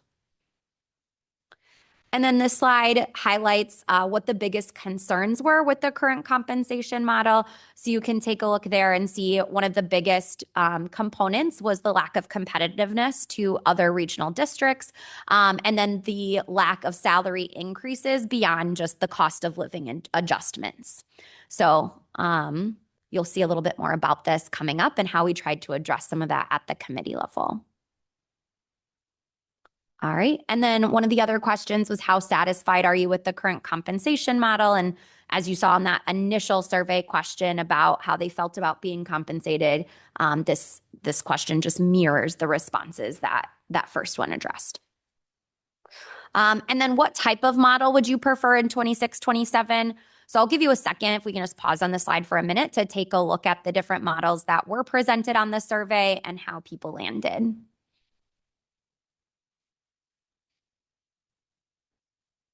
Okay. And then this last one is just a little bit of a heat map that shows you how the priorities that staff had and how they would like to be compensated. So the thing that was listed at or came across as the most important was tenure. Second was education. And the things that were least important to people were being compensated for their involvement in their school community or micro-credentials. All right, I'm going to pass it over to Bob. All right. Thank you. I'm Bob Kinsey over at Nathan Hale. Thanks for having me. So when we moved into our second and third meetings, then we, I think, had a pretty clear mandate from the survey of some priorities that staff had indicated. And so what we did is we took that information and then internally within our committee, which is quite inclusive, right? We started to really figure out of those priorities, right? How would we prioritize within that group yet further, okay? And so kind of referencing back to Courtney's previous point, uncertainty or the lack of understanding of current compensation clearly drove a lot of our work then. And so one of our main activities for the next 2 meetings, if we go to the next slides here, was to, I would say, conduct a quite extensive comparison of other existing compensation models that exist across the state. We had quite a heterogeneous grouping in the fact that we weren't bound just by Southeast Wisconsin, but we picked districts around the state, but also with a mind on having districts that were at least representative of similar size in both faculty, students, also in some of the demographics that we have in our district. And so we looked at their different comp models with the perspective of our priorities and trying to see if we could determine the priorities of these, different comp models that we looked at. And it became pretty clear to us, and I'll allude to it again in the next slide here, that our priorities are similar to, but are not exclusive, or I shouldn't say inclusively the same to all of the districts around the state. And so some of the pros and the cons are the things that we identified. And again, I won't go over the entirety of the list, but I think benefits, things that we learned as a committee or that we kind of appreciated was the ease of understanding of a comp model is important. We want our staff in this district to be able to look at something and fully comprehend exactly what it means now and what it could mean 5 years in the future. And if that meant flipping through 38 pages, that was probably not going to be acceptable for us, right? So we liked that kind of transparency and clarity. And then the fact that I think back to our previous slides, a goal with retention or trying to turn this district into a clear lighthouse district or a destination district where people want to remain, not just to try the waters, but to stay. And so we saw some really nice examples of that. The cons, I think I can move kind of quickly there. We saw a lot of things that we didn't necessarily want to do as comp models, things that were either logistically or financially not feasible for us, or would put greater burden on the system instead of actually solving problems. They might potentially create more problems in implementation. So following that review of those different districts and diving into those unique models, what we ended up doing is, as a team in our 4th meeting this past summer, was to do a priority analysis. So we took a survey as a group now that we've had lots of insight into these different models, and we ended up coming up with some of our top priorities. So you can see here, and I'll give you a second to take a look at what the group came up with and which things were like absolutely a no-go as far as a priority and a compensation model for our district, and which things came out on top.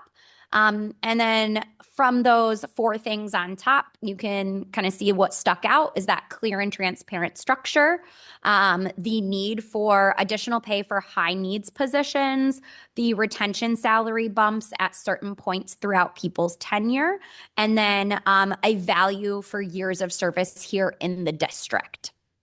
From there, we took the survey again in that same meeting and tried to delineate a little bit down further into, for the top, I think it was 10 priorities, how we would rank those top 10 priorities. And you can see it didn't change it a whole lot.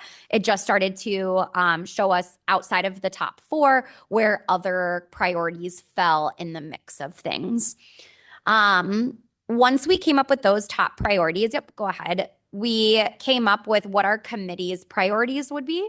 And we also already knew that we had the district priorities of wanting to make sure that this was sustainable, regionally competitive, that everyone wins when we move forward, and that it was fiscally responsible.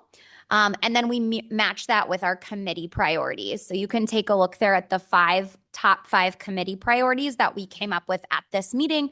And then we use those committee priorities to ultimately start crafting the potential compensation model, which Mike's going to talk you through a little bit here. Sure. Thanks. Yeah. Okay. So after we went through 5 meetings together, we took all of that information back to the district, and with the district team, we started to craft out what a model could look like. Before we did that, though, and I know we'll get into kind of the thoroughness that you guys know Aaron very well, we're going to go through a bunch of different options and scenarios that we could potentially put into place with this compensation model. First thing we needed to do, though, was what type of money do we have in order to implement a model into 26-27? So the first thing that we did was kind of look at Well, we do have a board committed amount of money through a couple prior actions that occurred in 2023 and 2025. So we have about 4.75 of fund balance towards implementing and starting a compensation model. But not only the board commitment, we also have things that are already aligned within our current budget to account for increases every year for our staff. So our current model, some might call it a model, we have these micro credentials, we have a compounding yearly increase for staff, kind of a retention thing that we provide about $355,000 of budget dollars every year for those things. So that can be added into the rollout of this new compensation model, as well as we account for CPI. And this current year is looking like we're going to end up around 2.8% as all the data that we have right now shows. So that is currently in our budget models. So if you add all that together, really, we have about $2.6 or so million to start building this compensation model and get our current staff in the model and placed accurately and consistently with all of those priorities that Bob and Courtney laid out that we went through in our committee meetings. So we'll get to more of the analysis of the model that you all see tonight later on in the presentation, but we thought it would be a good thing to kind of show what we have available to build a model.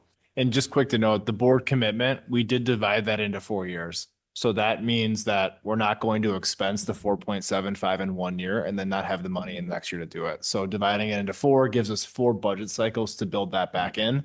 And if you can recall, when we developed the OPEB plan, the idea was the savings over time should help to fund this. We believe in 5 years, it should be able to be completely funded. So that's just kind of the background for that. So after Mike did all of his magic with the financials and came up with a draft model for us at our meeting in this past September, just about a month ago, we were able to start diving into the model and looking at it more explicitly.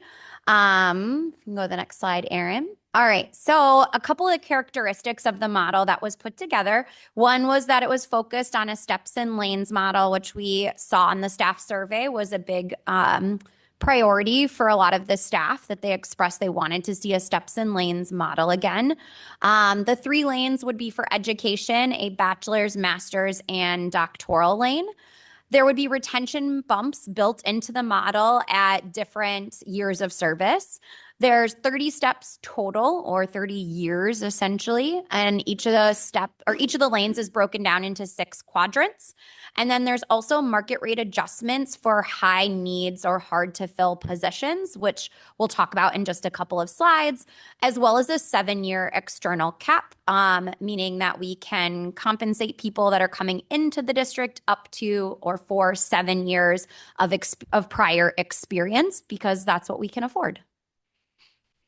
All right, so I won't go into each one of these in detail. I believe you have copies of it now in front of you. So you can look at each of the lanes and how the bachelor's lane differs from the master's lane, which differs from the doctoral lane. You can also see on there the 6 quadrants, so you can see when there are retention bumps at certain years of service and what those numbers are in the kind of LEAP category all the way to your right. All right. So kind of the functioning or the mechanism at work here, then, when we look at the steps and lanes, really there's kind of 2 ways that you look at it. So completed year of practice, right? You would move down a cell in theory, right? And eventually we'll kind of maybe switch the way that that's spoke about. As we populate that, right? A year will move you a cell. And then you have those columns or those different lanes, if you will, and those would represent completion of higher levels of education, right? As you move from left over to right. On the next slide, okay, so kind of previously mentioned here are these market rate adjustments. So one of the key priorities that we identified as a district and as a committee. And as we looked over further compensation models in comparison, we noticed that this was a really high need to consider these things. These would be areas that are difficult to fill or are harder to find candidates in these positions. And so if you look at those three columns there, in essence, for the positions, we created what is called a delta. And those deltas, in essence, are factors that allow us to enhance or increase a person's cell count based on the need or what would be considered a market rate for that position, right? Because they're more sought after positions. So on the following slide, then we kind of get at on the next slide here, how those were determined. So an assessment was conducted of area districts, what we would say we're in competition with, or that would be other employers in our region.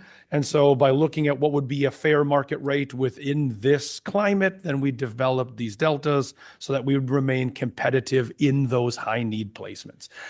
And then, as already mentioned before, right, honoring those 7 years of external service, right, trying to make sure that we're at least competitively seeking these professionals to try to bring them in and then hopefully retain them based on the retention bonus. And one quick point to make, Bob, to just couple with what you're saying is, I think we're trying to shift the thinking around what is high needs into what is the area pay, because every teacher's high needs.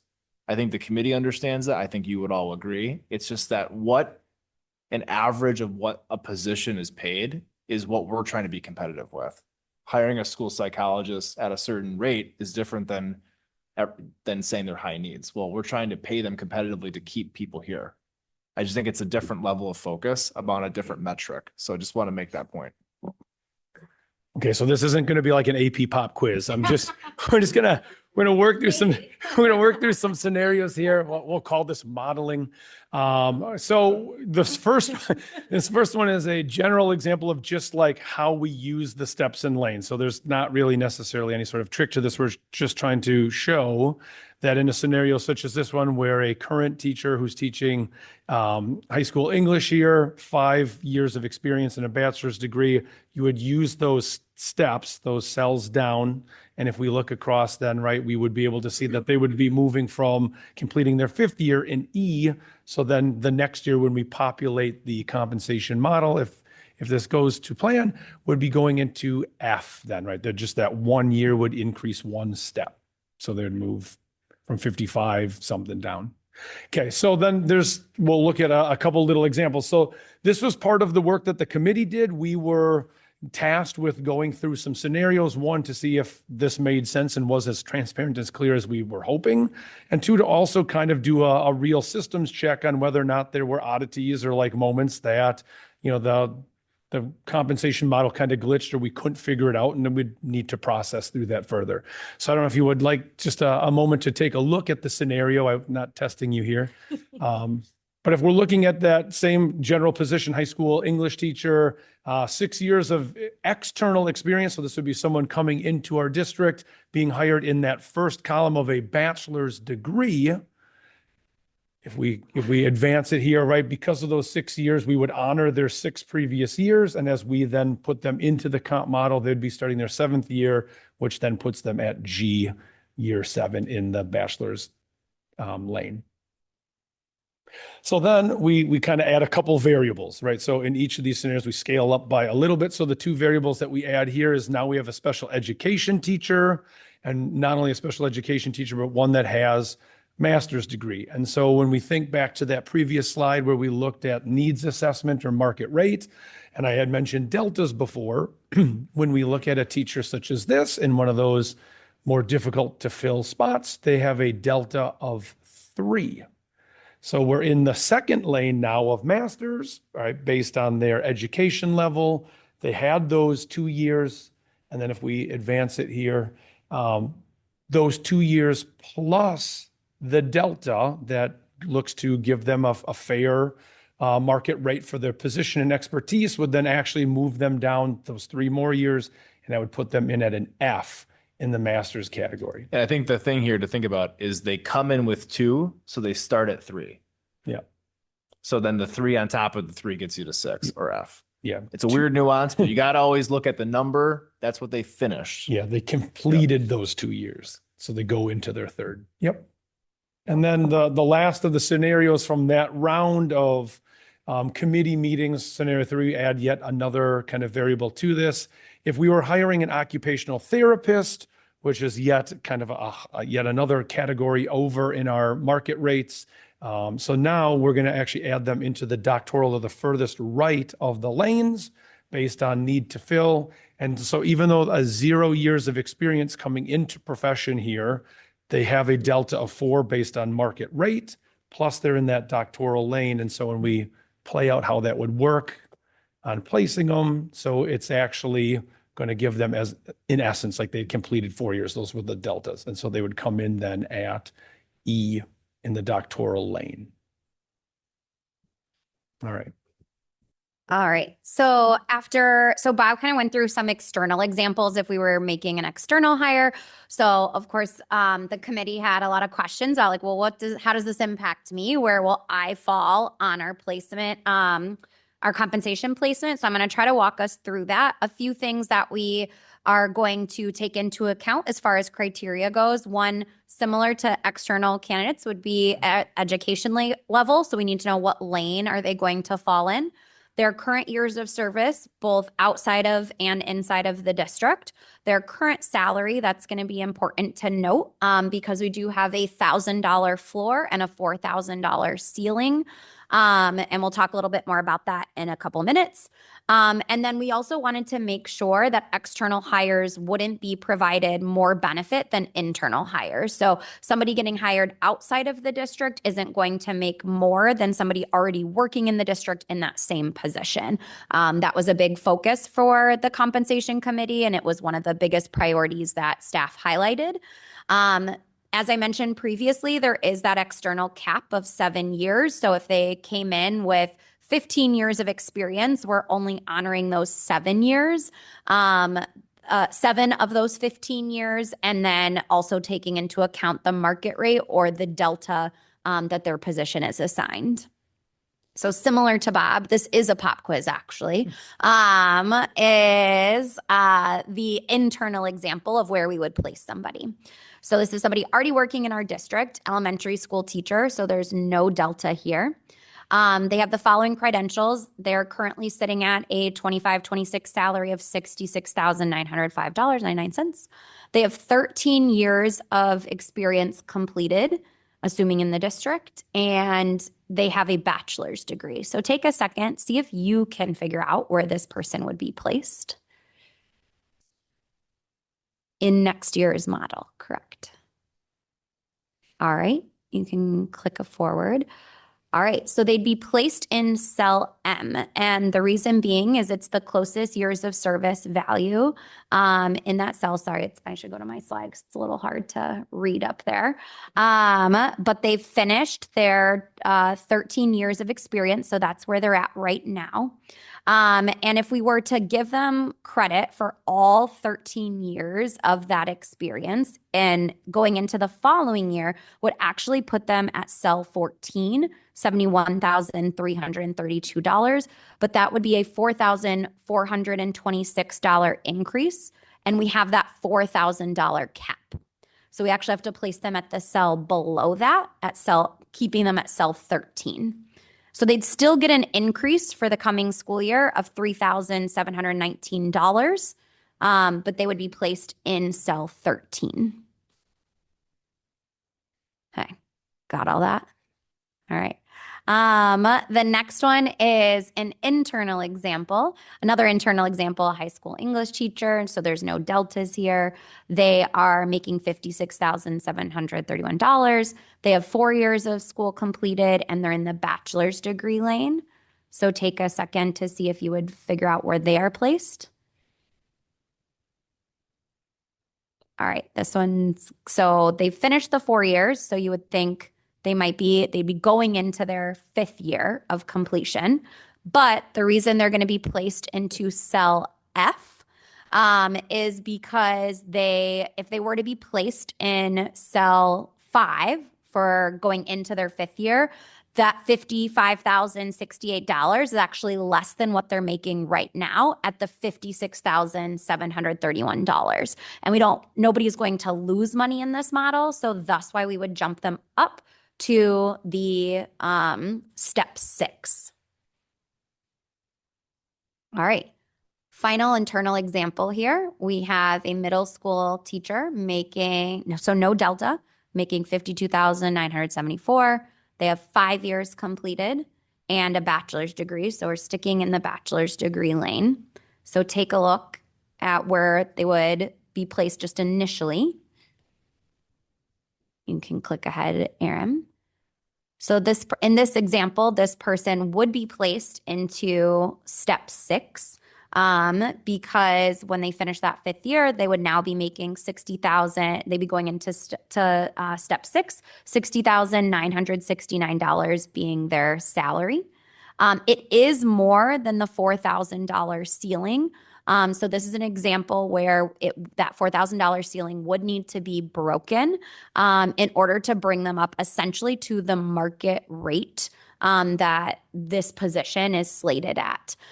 So we're honoring the fact that they have 5 years of experience. And if anybody else, so if we were to hire an external candidate at this same amount of experience, so 5 years of experience, a bachelor's degree, they would be placed in step 6, making $60,969. We don't want any internal staff members to make less than what an external person would come. So in this example, we would need to break the $4,000 ceiling to bring this person up to market rate. And that is going to happen for several internal candidates, but internal staff members in order to bring them up. So essentially what this is saying is that this candidate or this person, example 3, is currently underpaid for what they are doing.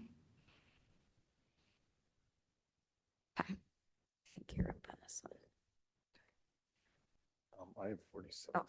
Okay, I'll keep going. So in this meeting number 5, what we ultimately did is after going through several of these examples, looking at the model overall, we ended up taking another survey to see where did people on the compensation committee how did they feel about the compensation model that we put forward? So you can see we had everyone at a 3 or above at this this was the first meeting in September. We then had another meeting in October, which Bob is going to talk to you a little bit about in just a couple of slides. But you can see that in general, staff were starting to feel pretty good about the compensation model. There's still a couple of holdouts though. So take a minute to review this slide about how they're feeling. Only a couple people are really in love with it. Most people like it or can live with it.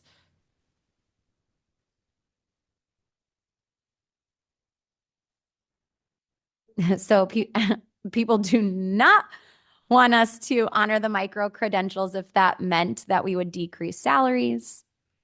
Lots of feelings about the micro credentials. All right. So from that first round, there's a few changes that were made, and I'll let Bob talk about that going into our October meeting just a couple weeks ago. All right, perfect. Okay, so as some of you may have noticed, it seems pretty straightforward, right? And easy to navigate. And then you start running into all of the real life scenarios where there's those little nuances of placing people.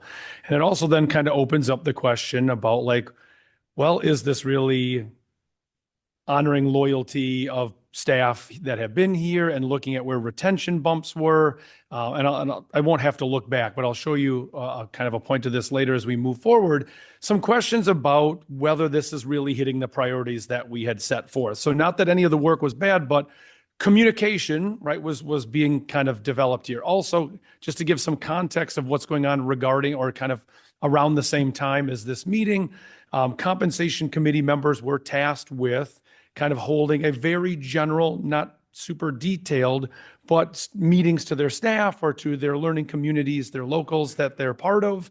One, to kind of keep them apprised as the work that we are doing, but also two, to make sure that there weren't major questions, concerns, some sort of lag in the system of communication where we were outpacing the information that the rest of staff was privy to. So I think that kind of drove the October meeting then. So one of the real keys here was trying to understand how we can honor teachers that have been in the district for kind of the longest portion. And if you kind of remember back to our earlier slides, this would be really a demographic of teachers that is probably in the minority in the district. It's probably our smallest population for people who have made it 15 years or plus in the district. And so is there enough in there to sweeten the pot? Because for most of the retention bonuses, it's pretty young teacher heavy, which totally makes sense. And that's faithful to the priorities, but we want to make sure that there is benefit to everyone involved. So that was a big part of it.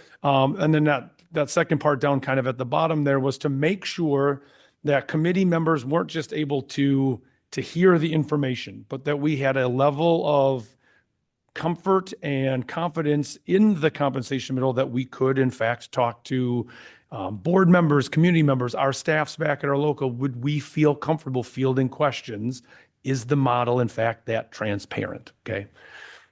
So one of the things then that was developed in response to that previous meeting where there were some questions or communications brought up was the exploration of the longevity table. And so this was, I would say, kind of an additional piece. So it's not a step or a lane. It's not within the internal workings of those 30 steps or the quadrants, but this is kind of an additional component to the compensation model. And so this is based only on years internally within West Dallas, West Milwaukee School District.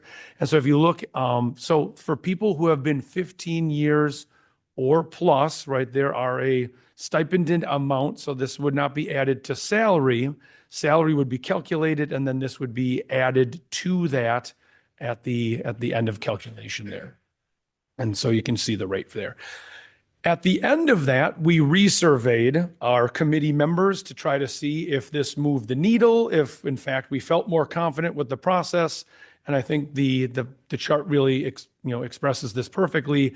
Now 3 is the minority, and pretty much everyone is in the strongly agrees or feels completely confident in communicating these ideas. So confidence is up.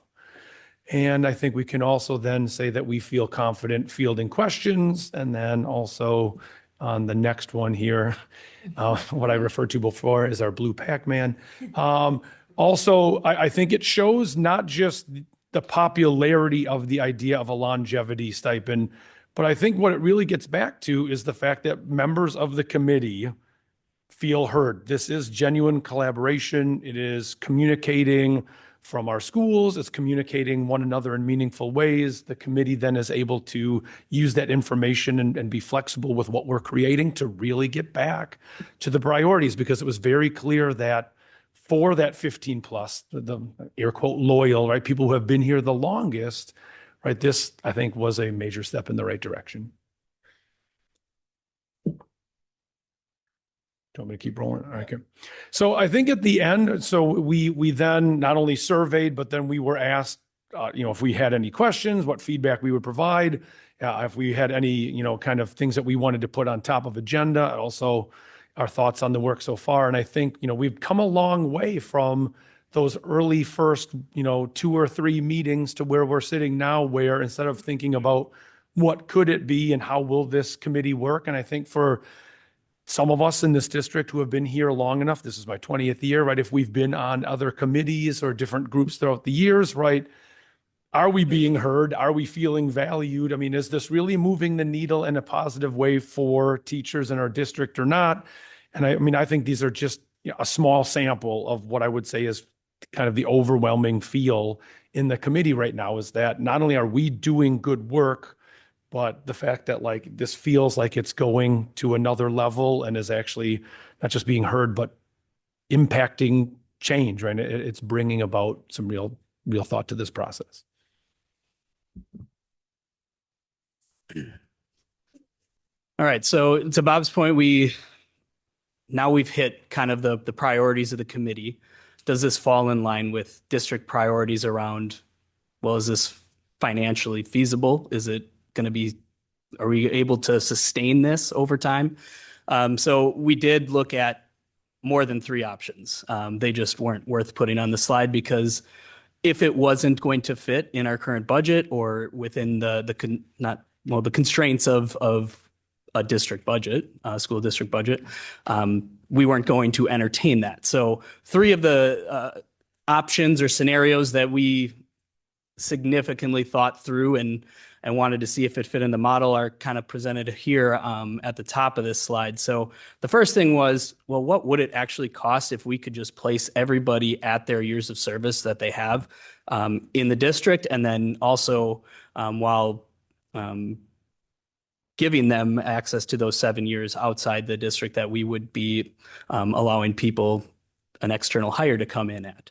So that would come in around $3.25 million, which if you can remember 20, 30 slides ago, that was a little bit outside of kind of that budget. So really the only one that really makes sense within our model is option 3 here, where we're going to provide pretty much all staff with anywhere from $1,000 to $4,000 of an increase over their 25-26 salary, with some people getting beyond that based on some of those those other criteria.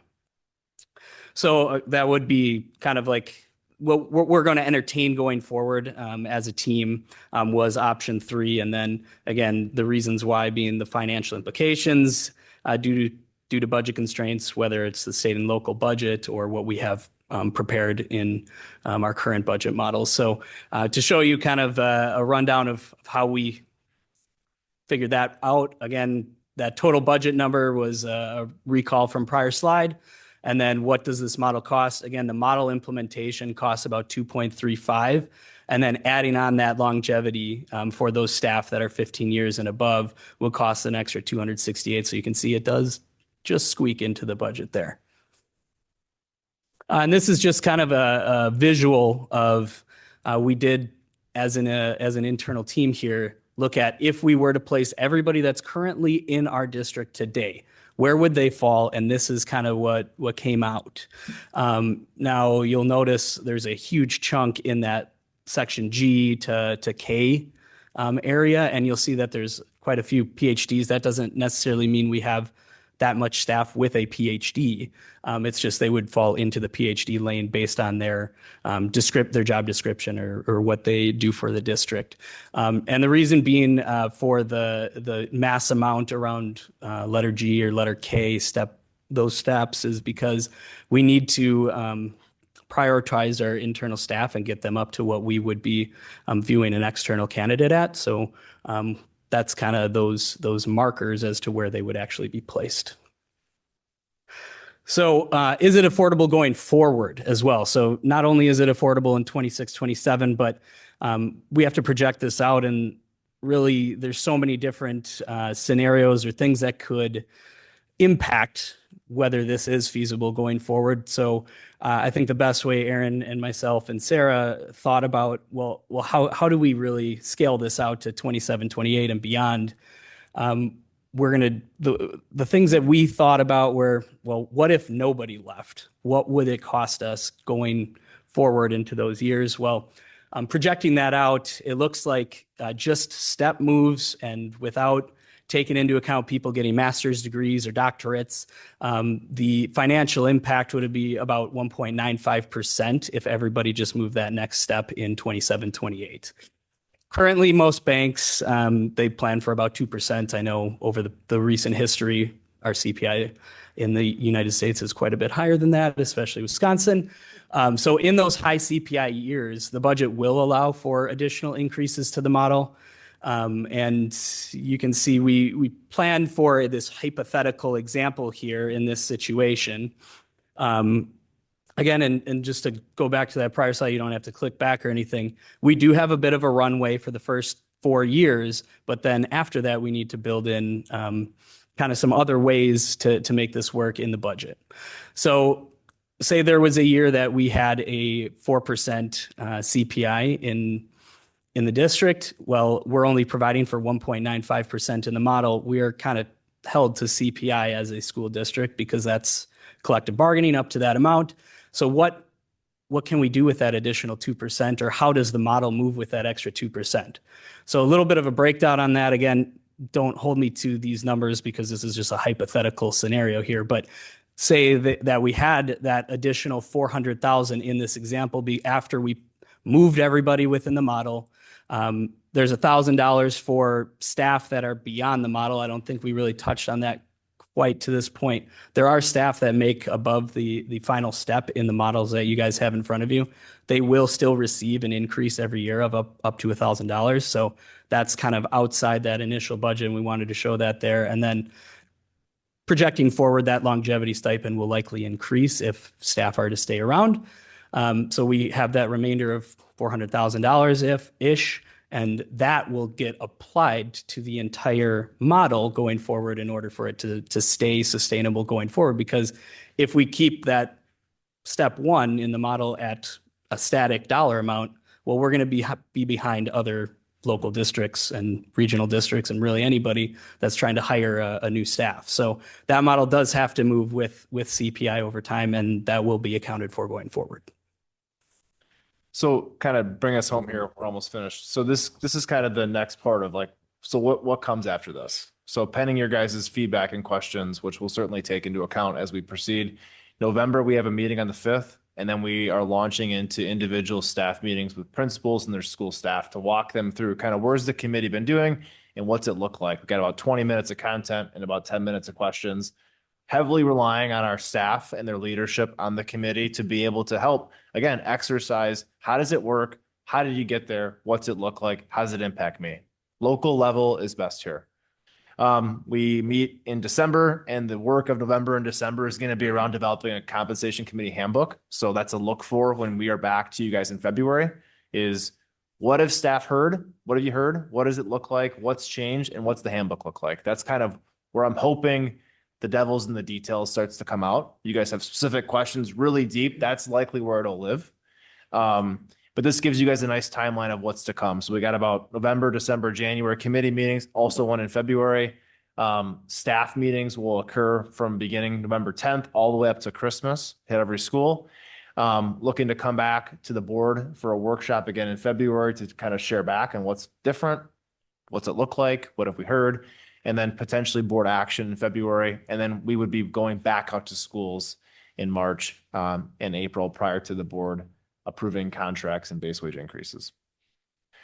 So to kind of to finish up here, bringing us right back where we started, the goal of tonight was to give you guys an overview of what the committee's been doing, to give you guys the why behind it, the process we used to get here, what the outcomes have been for the comp model and financials, to give you really some detail about how it works in case you guys get asked. You guys talk to a lot of staff and teachers. We want you guys to feel somewhat comfortable into kind of what you heard, that you could maybe reproduce some of it or point someone the direction.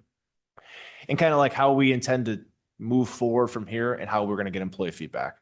So I hope you guys feel like those objectives were close. And at this time, I think the committee would take any questions you have. And I just say 7:16 we started, so it's 50 minutes, just for the record, Dr. Robinson. Just for the record, I asked Rachel before we started, just want to get that out there. So Well done. All right. So questions from the board. Yes, Mr. Keller. I have a couple, and I do want to say I was a little worried when I saw how many slides there were, but good job, Aaron. First of all, thank you. I think this is good and important work. I'm excited by the steps and lanes. I think just based on our district and the way everything's heading, that probably makes the most sense. And I think it's a good way to give credit to the teachers that are here and that are staying here and so forth. I think my first question, because again, I think all of these things are great, and I believe that is a key importance. Do you believe that we are going to run into any situations when we are recruiting externally where we're not going to be able to be competitive based on the year of service cap or whatever the case might be?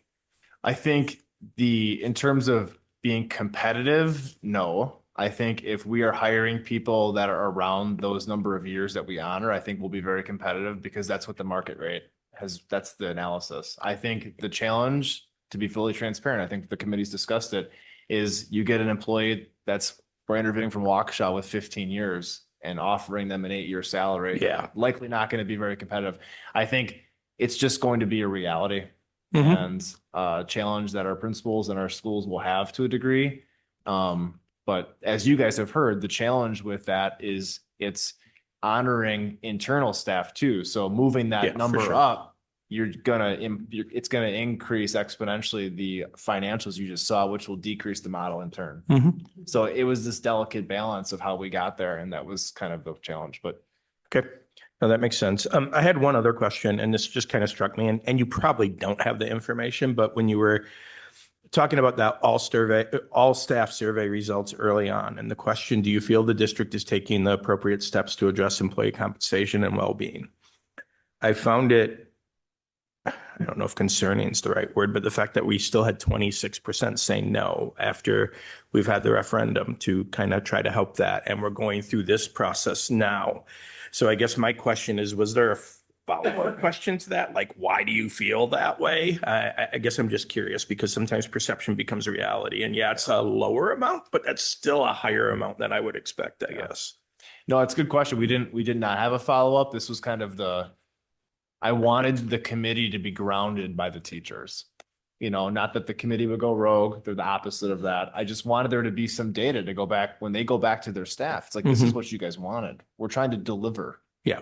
And I think I'm hopeful that through the process that might shake out where that number gets significantly reduced. So maybe we tee something up when this is approved and done. Yeah. That we send something out that's similar to get some before and after to a degree. But I'm hoping the committee and their work in the buildings, local level, when All right, teachers are doesn't getting change coffee, that. there's conversations ongoing about, like Bob said, this is real. You are being heard. This is like a real thing that's moving the needle for people. So I don't know, sometimes like what we do dispels those things, and real action happens and people change their opinions. So. Yeah, let's just find a way to collect that data after. Because I would all this argue, stuff. not that we have this data, but I would argue that we go back 2 years ago, that number would have been in the 30s. Oh, And now, at least. but action did that, right? You know what I mean? Not that we have that data, but I think it's a good point, Brian. So, Okay, yeah. thank you. Okay, other questions? Yes. I guess I have two questions. One, well, first of all, thank you for how quickly you went through. Like the high level, I appreciate. One, how often does market rate adjustments, do we need to relook at that? Is this going to be a yearly thing, bi-yearly, every couple of years? How often does that change? It's a good question. I think one that we discussed briefly at the committee. I don't know if we've waded too deep into that yet. Okay. We certainly don't want to overreact or underreact to something. So certainly something the committee will take up, but every 2 to 3 years, an analysis could get done that way. Sometimes there's anomalies with things, the sample size of these positions, to not get too detailed. Some of these positions don't have massive sample sizes. Some of these districts have one IS teacher. Right. It's yeah, I hope that answers it. No, yeah, absolutely. Yeah. My other question was, we did pass a recurring $5 million. So when I say when a teacher says to me, where's the $5 million yearly coming back into the model? Can you explain that? Yeah, so that actually is outside of the model. So their current salary with the 9% increase, that is the operating referendum they passed. So if they ask that question, it's like, that was what your increase was from 24, 25 to 25, 26. Thank you. Yeah. Yep. Yeah, the bulk of this commitment is board committed finance, the dollars. So, yeah. Okay, other questions from the board? Yeah, Ms. Carr. I know there's a good reason for this, but I think I just need you to re-explain it to me. So why are the steps the letters of the alphabet and not 1, 2, and so on? Yeah, good question. And something that the years will actually come off when we're done. So the years, as you kind of heard Courtney's explanation, without the numbers next to the letters, to get to your question, it's kind of a long road, I apologize. It is impossible to place an internal teacher without the years, because you'd say 10 years, what number is that? I have to count them. I have to do it, really, actually, honestly, I do. So we need the years next to them to place people. But when someone's coming in, like picture this model in 5 years, it will only have letters, because the steps don't actually represent years for some people. If you're a school psychologist with no years of experience, you're starting out at 5. So that's not 5 years. That's just step 5, which is whatever letter that is. I can't add them, right? So that's to, I think, Bob's point of, does the model actually honor your years? Hence the development of longevity stipend, because I feel like it does to a degree, but not really the degree that what we talk about, right? So I hope that answers your question, Jane. I heard that when I attended the meeting, and I remember thinking, oh, that's important, and that makes a lot of sense, but I completely it left me. I needed Sure. to hear that again. Sure. But you'll jump those levels if you're a bachelor's and then you go to a master level. Go to a master's, you know, you'd be like, oh, I'm an H, but now I'm a J. And we're gonna start hearing that language in a few years of the people going, well, I know if I'm in the steps and lanes and I jump here for this year, you're gonna hear people saying, well, I went from an H to an M or H to J. And like, that's gonna be the change versus I've been here 7 years, but I'm at a 9. It's not gonna work that way. Yeah, I think it'll be for populating the initial, and then after that, Correct. it'll fade. Yeah, the lane steps and lanes are good when you're creating the model, but it creates a lot of confusion midstream. And I think that's where we are right now. And when Aaron came and debriefed with me over time, like, look, you might want to hide that number. It was numbers there first. And then we went to the letters, because it can really be a confusing thing. That's what people first, they hone in on that number. And we don't want that to be the case. So that's another explanation for that. So I'm kind of viewing this in November when you guys get the handbook. There'll be an internal addendum in it, which will be like a one-time thing. How did people get placed? That's a one-time thing, right? And that addendum will have the number for placement, like for the ease of explaining placement, but after that, it will not be there anymore.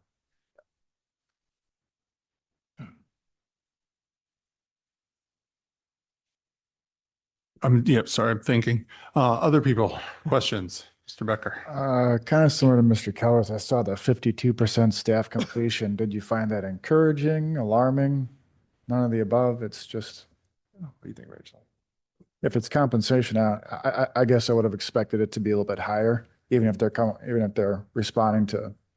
I think going back to one thing Courtney said is that if you look in the blue box on that slide, it says that the employee group participation. So when we broke it down by that, it was almost 80% of professional educators that took the survey. So that's significantly higher than that 52% overall completion. And when we sent out the communication, it was very clearly explained in the communication that this particular round of compensation committee work was going to be addressed around professional educators' compensation. Oh, okay. So I think they probably had a more vested interest in providing the feedback. So I think if you look at it broken down like that, we actually had almost 80% of our professional educators take it, which I think is more encouraging than when you look at that 52% overall. Agreed. I missed that wrinkle. Thank you. I'll also add this too. This was put out the same time as the strategic plan survey. And so Aaron and I kind of talked about that, conflicting surveys, a lot of material out there. So survey fatigue. Yeah, exactly. Good point. So that could have definitely played a. And the other one I was going to say, when we were talking about hopping from one lane to the other. So, some of us get our masters in our 40s. So if somebody's been here for 15 years, then they just jump right over on the same letter. They just jump over to that lane. Yeah, so if someone today has a bachelor's and they are placed next year in the bachelor's lane, and then we'll have a process for, hey, if you're going to finish your master's degree before June 30th, you'll have to submit this form and et cetera, et cetera. But then for the 27, 28, they would slide down and over. Great. Yep, exactly how you're thinking about it, Mr. Becker. Yep. Okay. Yep. Thanks.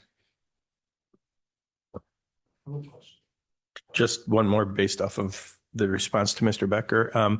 Since this round was really focused on the professional educators, when are the other employee groups being looked at? Yeah, good question. So not that the other groups are less important, just trying to tackle the bulk, right? So that's kind of the why behind that. But the goal here is for 26-7 to go through a similar process. I would argue that in the current level of thinking in the internal committee, it will be different in nature because it's much more complicated with employee groups.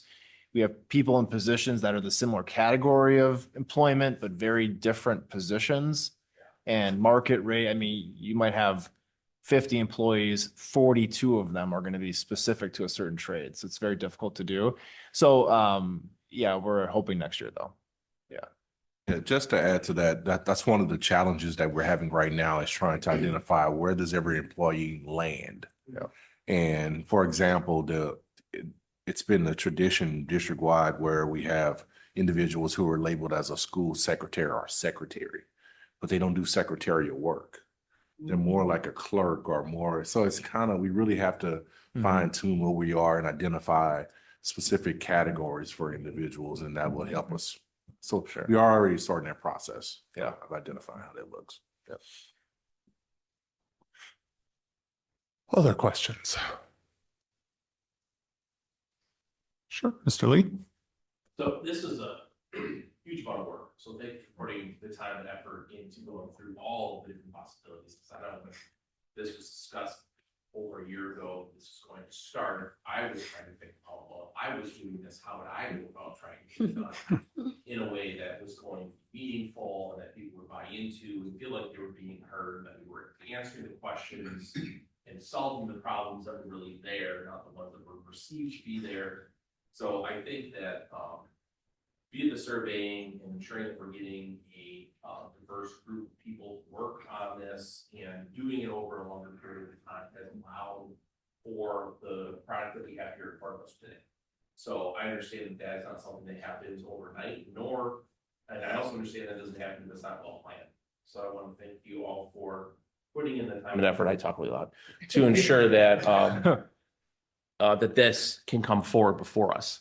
Because I think if it was something that the board had to come up and do, it wouldn't even be close to this, because it'd be very, very difficult for us to be able to understand and really comprehend the needs of a staff of as diverse and as large as the one that we have. So thank you for taking on that task and for continuing this work so that we can get it to the finish line. That's first and foremost I wanted to say. I'm on the financial committee, so I've seen some of this already before. My one question that I had was, has there been any thought about how this could potentially be taken advantage of? And so what I'm talking about is we have our longevity bumps that happen at certain times, and we are going to like competition, unless something majorly changes in how education is funded in this state, will never change. There are always going to be people getting poached from this place to that place, and someone getting a crazy contract offer to go over somewhere else. Has there any thought about someone doing that, working here, say year 4, gets a crazy contract offer to work somewhere else for a year and then come back the next year for their, within their 7 years still, then they get that big contract bump. Because for me, the biggest thing that I want out of any compensation committee is consistency, right? We want people to stay. Yeah. We don't want the skipping back and forth between districts that we see now. Yeah. And so has there been any thought about rules about how many years you used to work here before and when you're going to be placed into this model? Because you could go and you're making more money there, and then you come here and you get that $5,000 bump because you hit your 6th year, and now, ooh, yeah, great, but you were gone for a year, and your students lost that consistency, or your staff, your building that you're in lost that consistency. Yeah, I wouldn't say there's been extensive discussions, but I think the first thing I would think of is that my initial thought is that, well, the model itself is market rate competitive. Are there pockets where it's slightly below, slightly above? Sure. Yeah. I couldn't say that's not true. But I think the thought is, even throughout the discourse of the referendum, is that the thought is that, will people stay if they're overpaid by 1,000? I would think so, overpaid, right? Would they stay if they're underpaid by 1,000? I think a lot of people that like where they work and like where they work and who they work with aren't leaving for 1,000. Sure. And I think that's what we're talking about. And I hope that the $5,000 raise creates a carrot for people who already like their job. That go, hey, I might get $2,000 this year. It's like, but you're going to get $6,000 next year. Like, I think the discussion around employee retention is going to shift from financial into other things. And I think that's going to be a different level of work for the district about, like, what are we doing to address retention? Is it at certain schools? Is it in certain employee groups? Is that employee group market rate? Like, there's going to be deep dives into this stuff, because there's going to have to be themes, because I don't think it's going to be across the board financial. So could that happen? Yes. The other thing is they would lose a year of longevity to that, because longevity is local, to Bob's point. Yep. So you leave for 1 and you come back at 5, you only got 4. So I would say, like, the person that would do that probably doesn't like where they work. There must be another problem, I guess. I shouldn't say doesn't like. There's probably something else going on. But could it happen? I'm sure it could. Anything's possible. So, and there's nothing built into the program about well, I worked here for 10 years and then I left for 5 years and then I came back.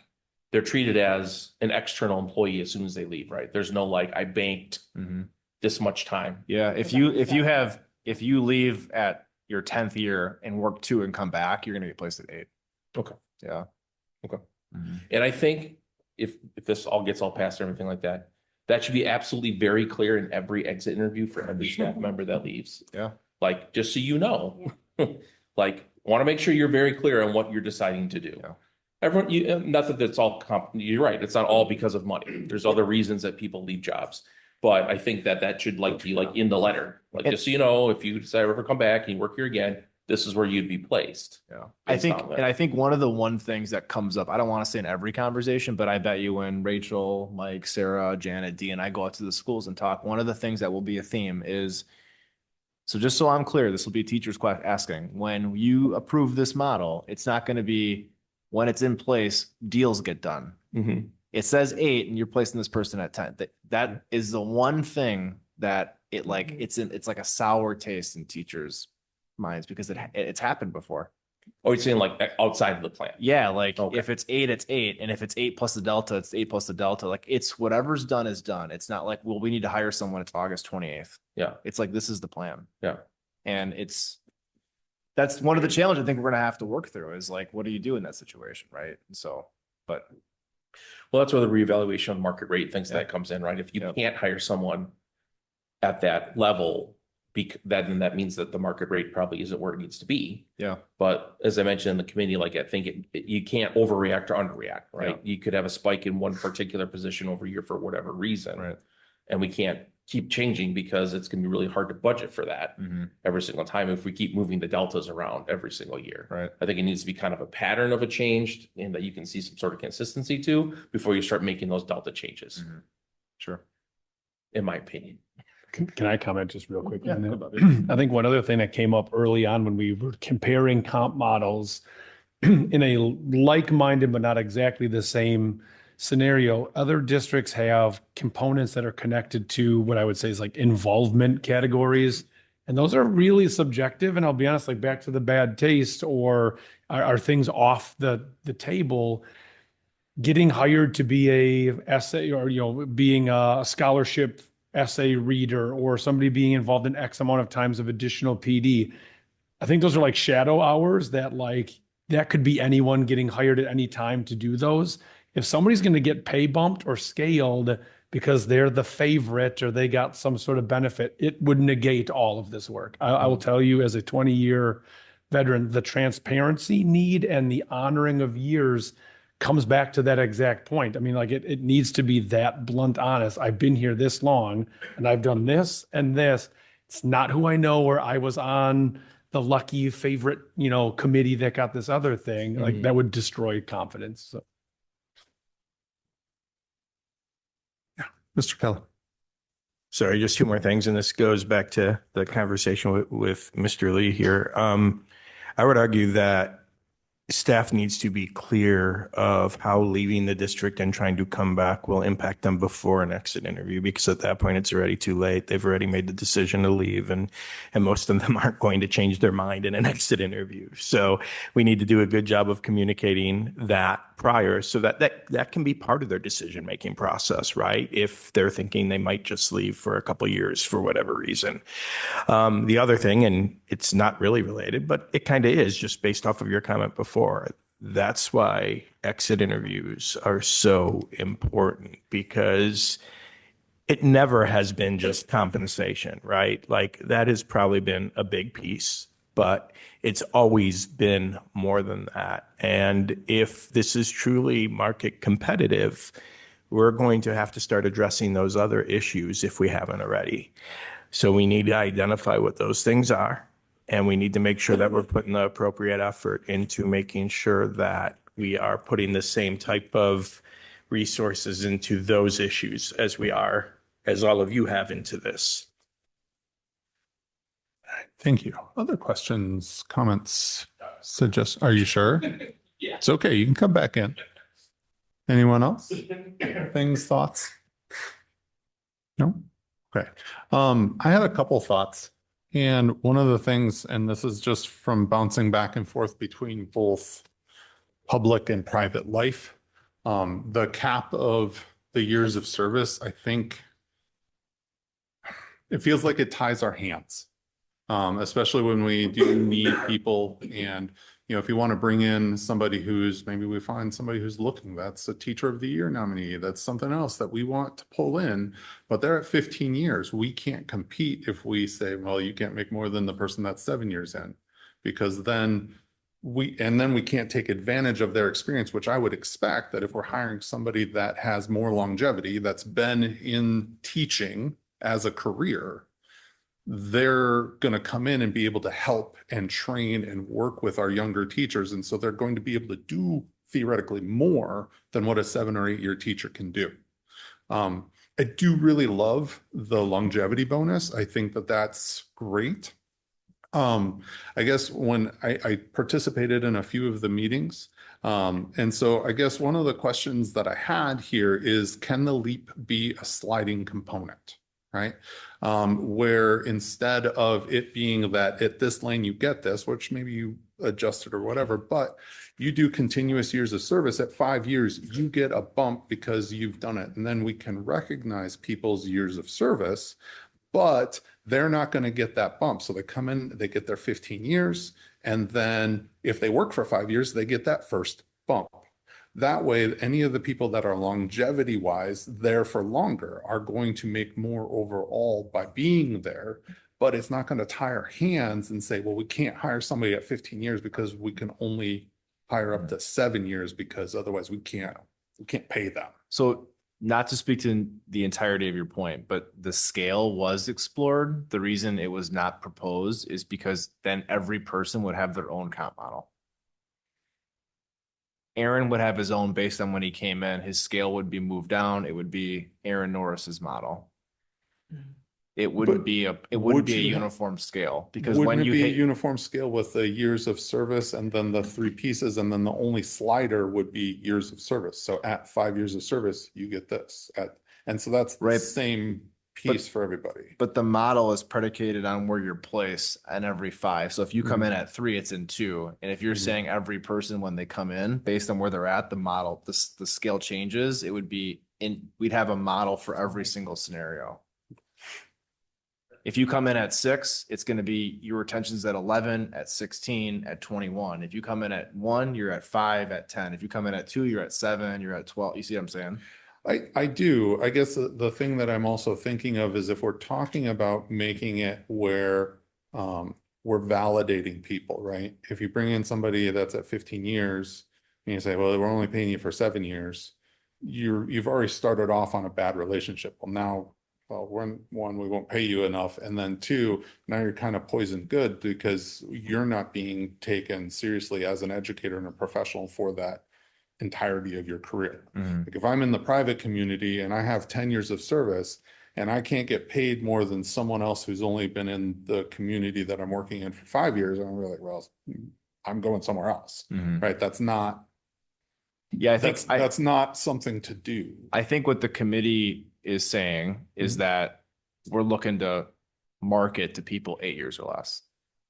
I think that's the unfortunate trade-off of maintaining competitive salaries for our current employees and to just build up our base of people who don't leave. So 8 turns into 9, 9 turns into 10. And then I think that's the thinking. Which I would love, but there's going to be places where we can't do that. I mean, and 2, on the market rate adjustments, right? We have those, right, that we can do. So if you come in with 2 years experience as a technology educator, you already have a bump of 7.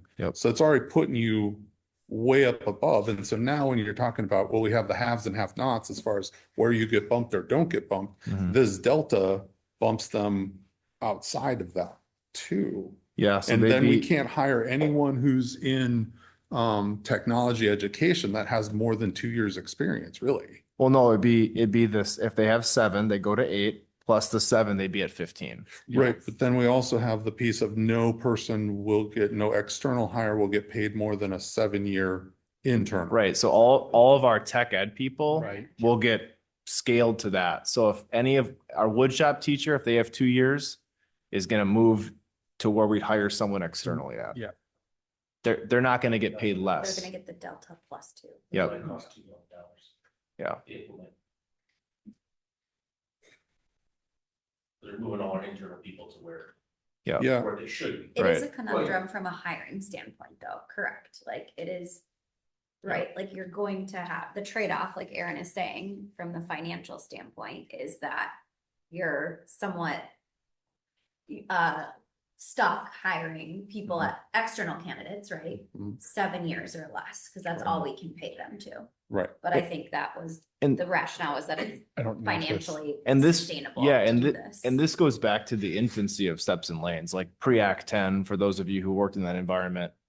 People didn't leave when they had 20 years because no one would pay them for 20 years of service. Right. It was equally the truth, Yeah. along with people didn't leave. It was like the second reason, you know what I mean? So it's not like this Right. is a made up thing. This is consistency with other districts too. Okay. I guess I would still be concerned that because of the environment that we live in, as Mr. Lee said, that other groups will poach us and then market rate is going to be jumping up and down. And it's because they're going to be like, well, they're making this. And so we're not going to be able to compete. If we want to limit ourselves to 7 years or less, I think that does us a disservice for both experience and expertise and leadership within the schools. And it does tie our hands. So that's my concern. I love what you guys have done. I love all the work that you guys have done. I'm just concerned from a hiring standpoint. If we get our hands tied with something, then there's gonna be points where it gets broken. And then we're gonna be back to the point where it's like, well, all right, well, it's broken. And then we go here and we go there. And so it's not gonna be consistent. So that would be my concern for moving this forward. Yeah. And I think, to just be very honest, I think the committee just weighed into that concern, and at this point, we don't know how to resolve that without making the rest of the system unattractive from a market perspective. I think that's the rub. To do that would mean what? I think that's the challenge.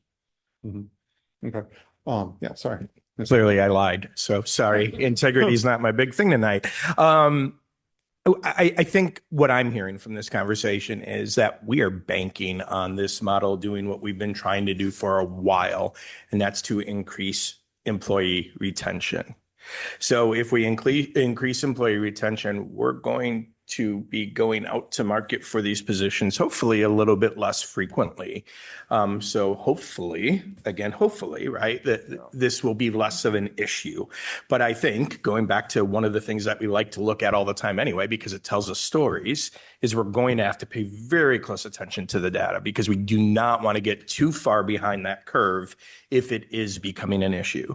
So we're going to have to monitor that regularly. If we're seeing some challenges, we might have to raise our hand and take a look at this a little bit more quickly than we thought we had to. But it depends on what the data is going to tell us, because we also can't jump too quickly, right? We have to make sure the it's telling a complete and accurate story.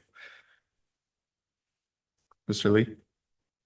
Yeah, another piece that we talked about in committee was that when we talk about market rate, it's not only just what the other districts are paying, but how difficult are we having in hiring a particular position. So the deltas that are built into the system are not just based on what other districts are paying. But if we can't hire a first grade teacher, no matter what, then that changes. That is something that tells us we need to change the delta for that position so that we can hire a first grade teacher. So that's not something that was talked about, but it was talked about in committee. And I think it was an important point because it provides more flexibility and it provides the ability to pivot when needed, when particular positions become harder to fill, even though we might be paying what is considered market rate for our area. Basically, supply and demand can be different per district for a variety of reasons. Precisely. All right. Thank you, Mr. Lee. Other questions? Yes, Mr. Verbos. Hey, I'm just sitting here. Yeah, Hi, I'm here. Well, isn't there, no, and I know, and I'm sure that there's a clear answer here, but isn't there a possible structural option to resolve what President Burns is concerned about using the delta structure to give a value to an outside hire based on their tenure elsewhere. There's no way to build a system on that shows a reflected value. The, All right. the challenge is affordability. So if we increase 7 to 15 and the 4,000 cap applies to people north of 15, the number you saw would exponentially increase. Okay. It's just a financial. Yeah, reason. as I was looking at the delta thing, I'm like, yeah, maybe there's a, okay. Yeah. All right. I get it. Thanks. No.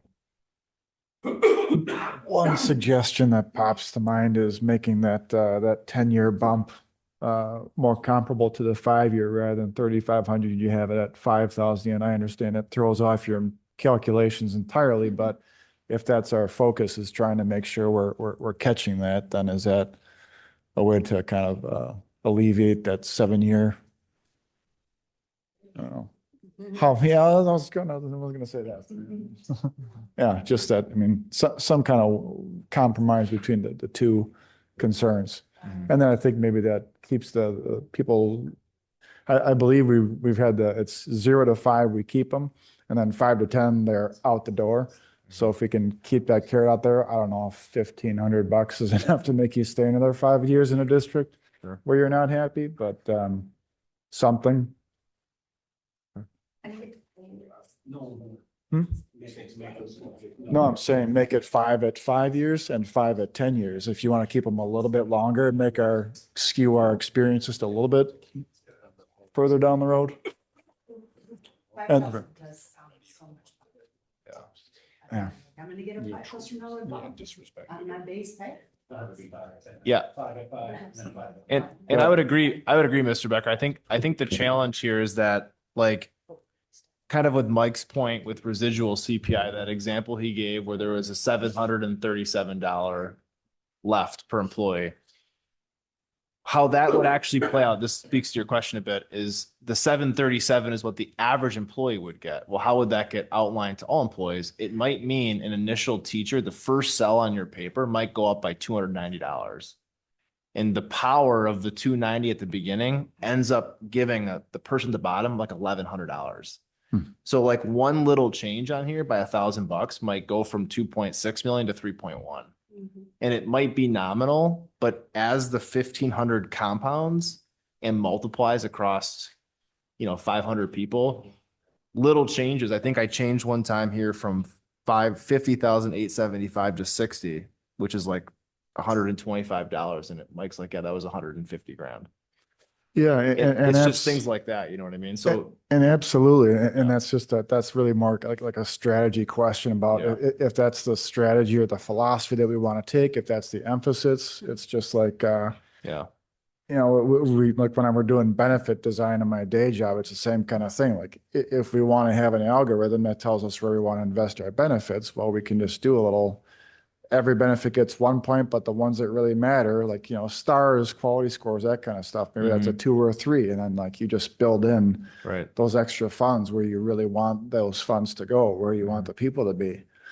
And whether the board's interested in bumping up that figure, if it's that important, if it's a make or break kind of a thing where it's going to push our quality, our test scores higher, or I don't know. If it's going to push us in the direction we want, is it worth investing in? Yeah, it absolutely could be done if the budget to do it went up. Yeah, and I know, I think somebody else had asked, like, what was the idea for revisiting the model? Was retention of staff and predictability of their future. I meant as far as like, at what point will we review these numbers? Was it every 2 years? Was it every 3 years? Yeah, I think every year the board, in my opinion, talking with Dr. Rob, we got to flesh out a little bit, would be to have like an annual compensation meeting where you guys would get in the weeds of how many people did get an approved master's, how many people are sliding down, what's our retirement data look like, and try to get a line of like, what's that going to look like in terms of movement. And then depending on the cadence of market rate, there'd be a review in that. And I think that's where we'd have to team with HR really deeply to go like, where are we seeing? Are we seeing themes in exit interview data? Are we seeing themes in employee resignations at different positions or at schools? I think it would need to be a pretty fleshed out cadence workshop with that, because I think that you put your money where your mouth is, right? Like you back the work by putting dollars behind it. So I don't know if it's off the table. I just think it might be something that's to come, you know? Yeah, oh, yeah, yeah. This is definitely not trying to, again, make you rework all this stuff, just down the road, food for thought. Yeah. Yeah, you. I've been kicking up for 2 hours. I know. I'm gonna put her on the spot. Toby, did you have any comments about all of this stuff that was talked about tonight? All this important stuff. I think honestly, the only thing that I've really been thinking, like throughout the whole thing, is that I think this is like, well, I had a thought and then it escaped me. I don't know, a lot of the teachers and staff at my school are a lot of like the most influential people in my life. So I think like having them have a say in this kind of stuff, and like even if it's like even a little bit, I think that's really good because I know a lot of them do leave because of like pay and stuff. So yeah, that's my thoughts on that. So you can go to school tomorrow and you're gonna tell them what? What are you gonna tell them with those teachers? She's tired. Yeah. You can tell. No kidding. Yeah. Yeah, I don't know what I would tell them. Yeah, you can start by saying, I saw 50 plus slides. Yep. Yeah, I can. Yeah, you can start by that. An Aaron Norris special. Yeah. It was under 65. Yeah. Dr. Morris. It was 50 minutes though. Just to remind you. All right, other questions from the board? I know we're kind of lingering, and yeah, I think you guys have done a fabulous job. I know that we're asking questions, and I know that part of it is because we haven't been involved in the entire process, and we do appreciate all that you've done. And I do want this model to be reflective of what the teachers and the staff really want. And just like I said, my concern is tying our hands, because if we tie our hands, it's going to make exceptions, and exceptions will mean that the rules get broken. So that would be where I would just kind of, as you guys are moving forward, how do we get rid of those exceptions and make it some work so we have less, well, maybe. That would be my only thing, but I think you guys have done fabulous. I love what you're presenting. I love the ideas that you're bringing. And I think this is a really good work, and I hope to see more of it and keep watching it get refined here over the next little bit. And I hope the staff responds well to it, as you guys present it. So, Thank you very much. yeah, thank you so much for your time. Thank you, and guys. appreciate it. So Thank you. thank you. I gotta get reorganized here. Move to adjourn. Whoa, well, is there any other business? Yep, you are. If there is no other business, then we can, and there's no objection, we can adjourn our meeting for tonight. Move to approve item 13, end of recording and adjournment. Well, now there's a motion on the floor.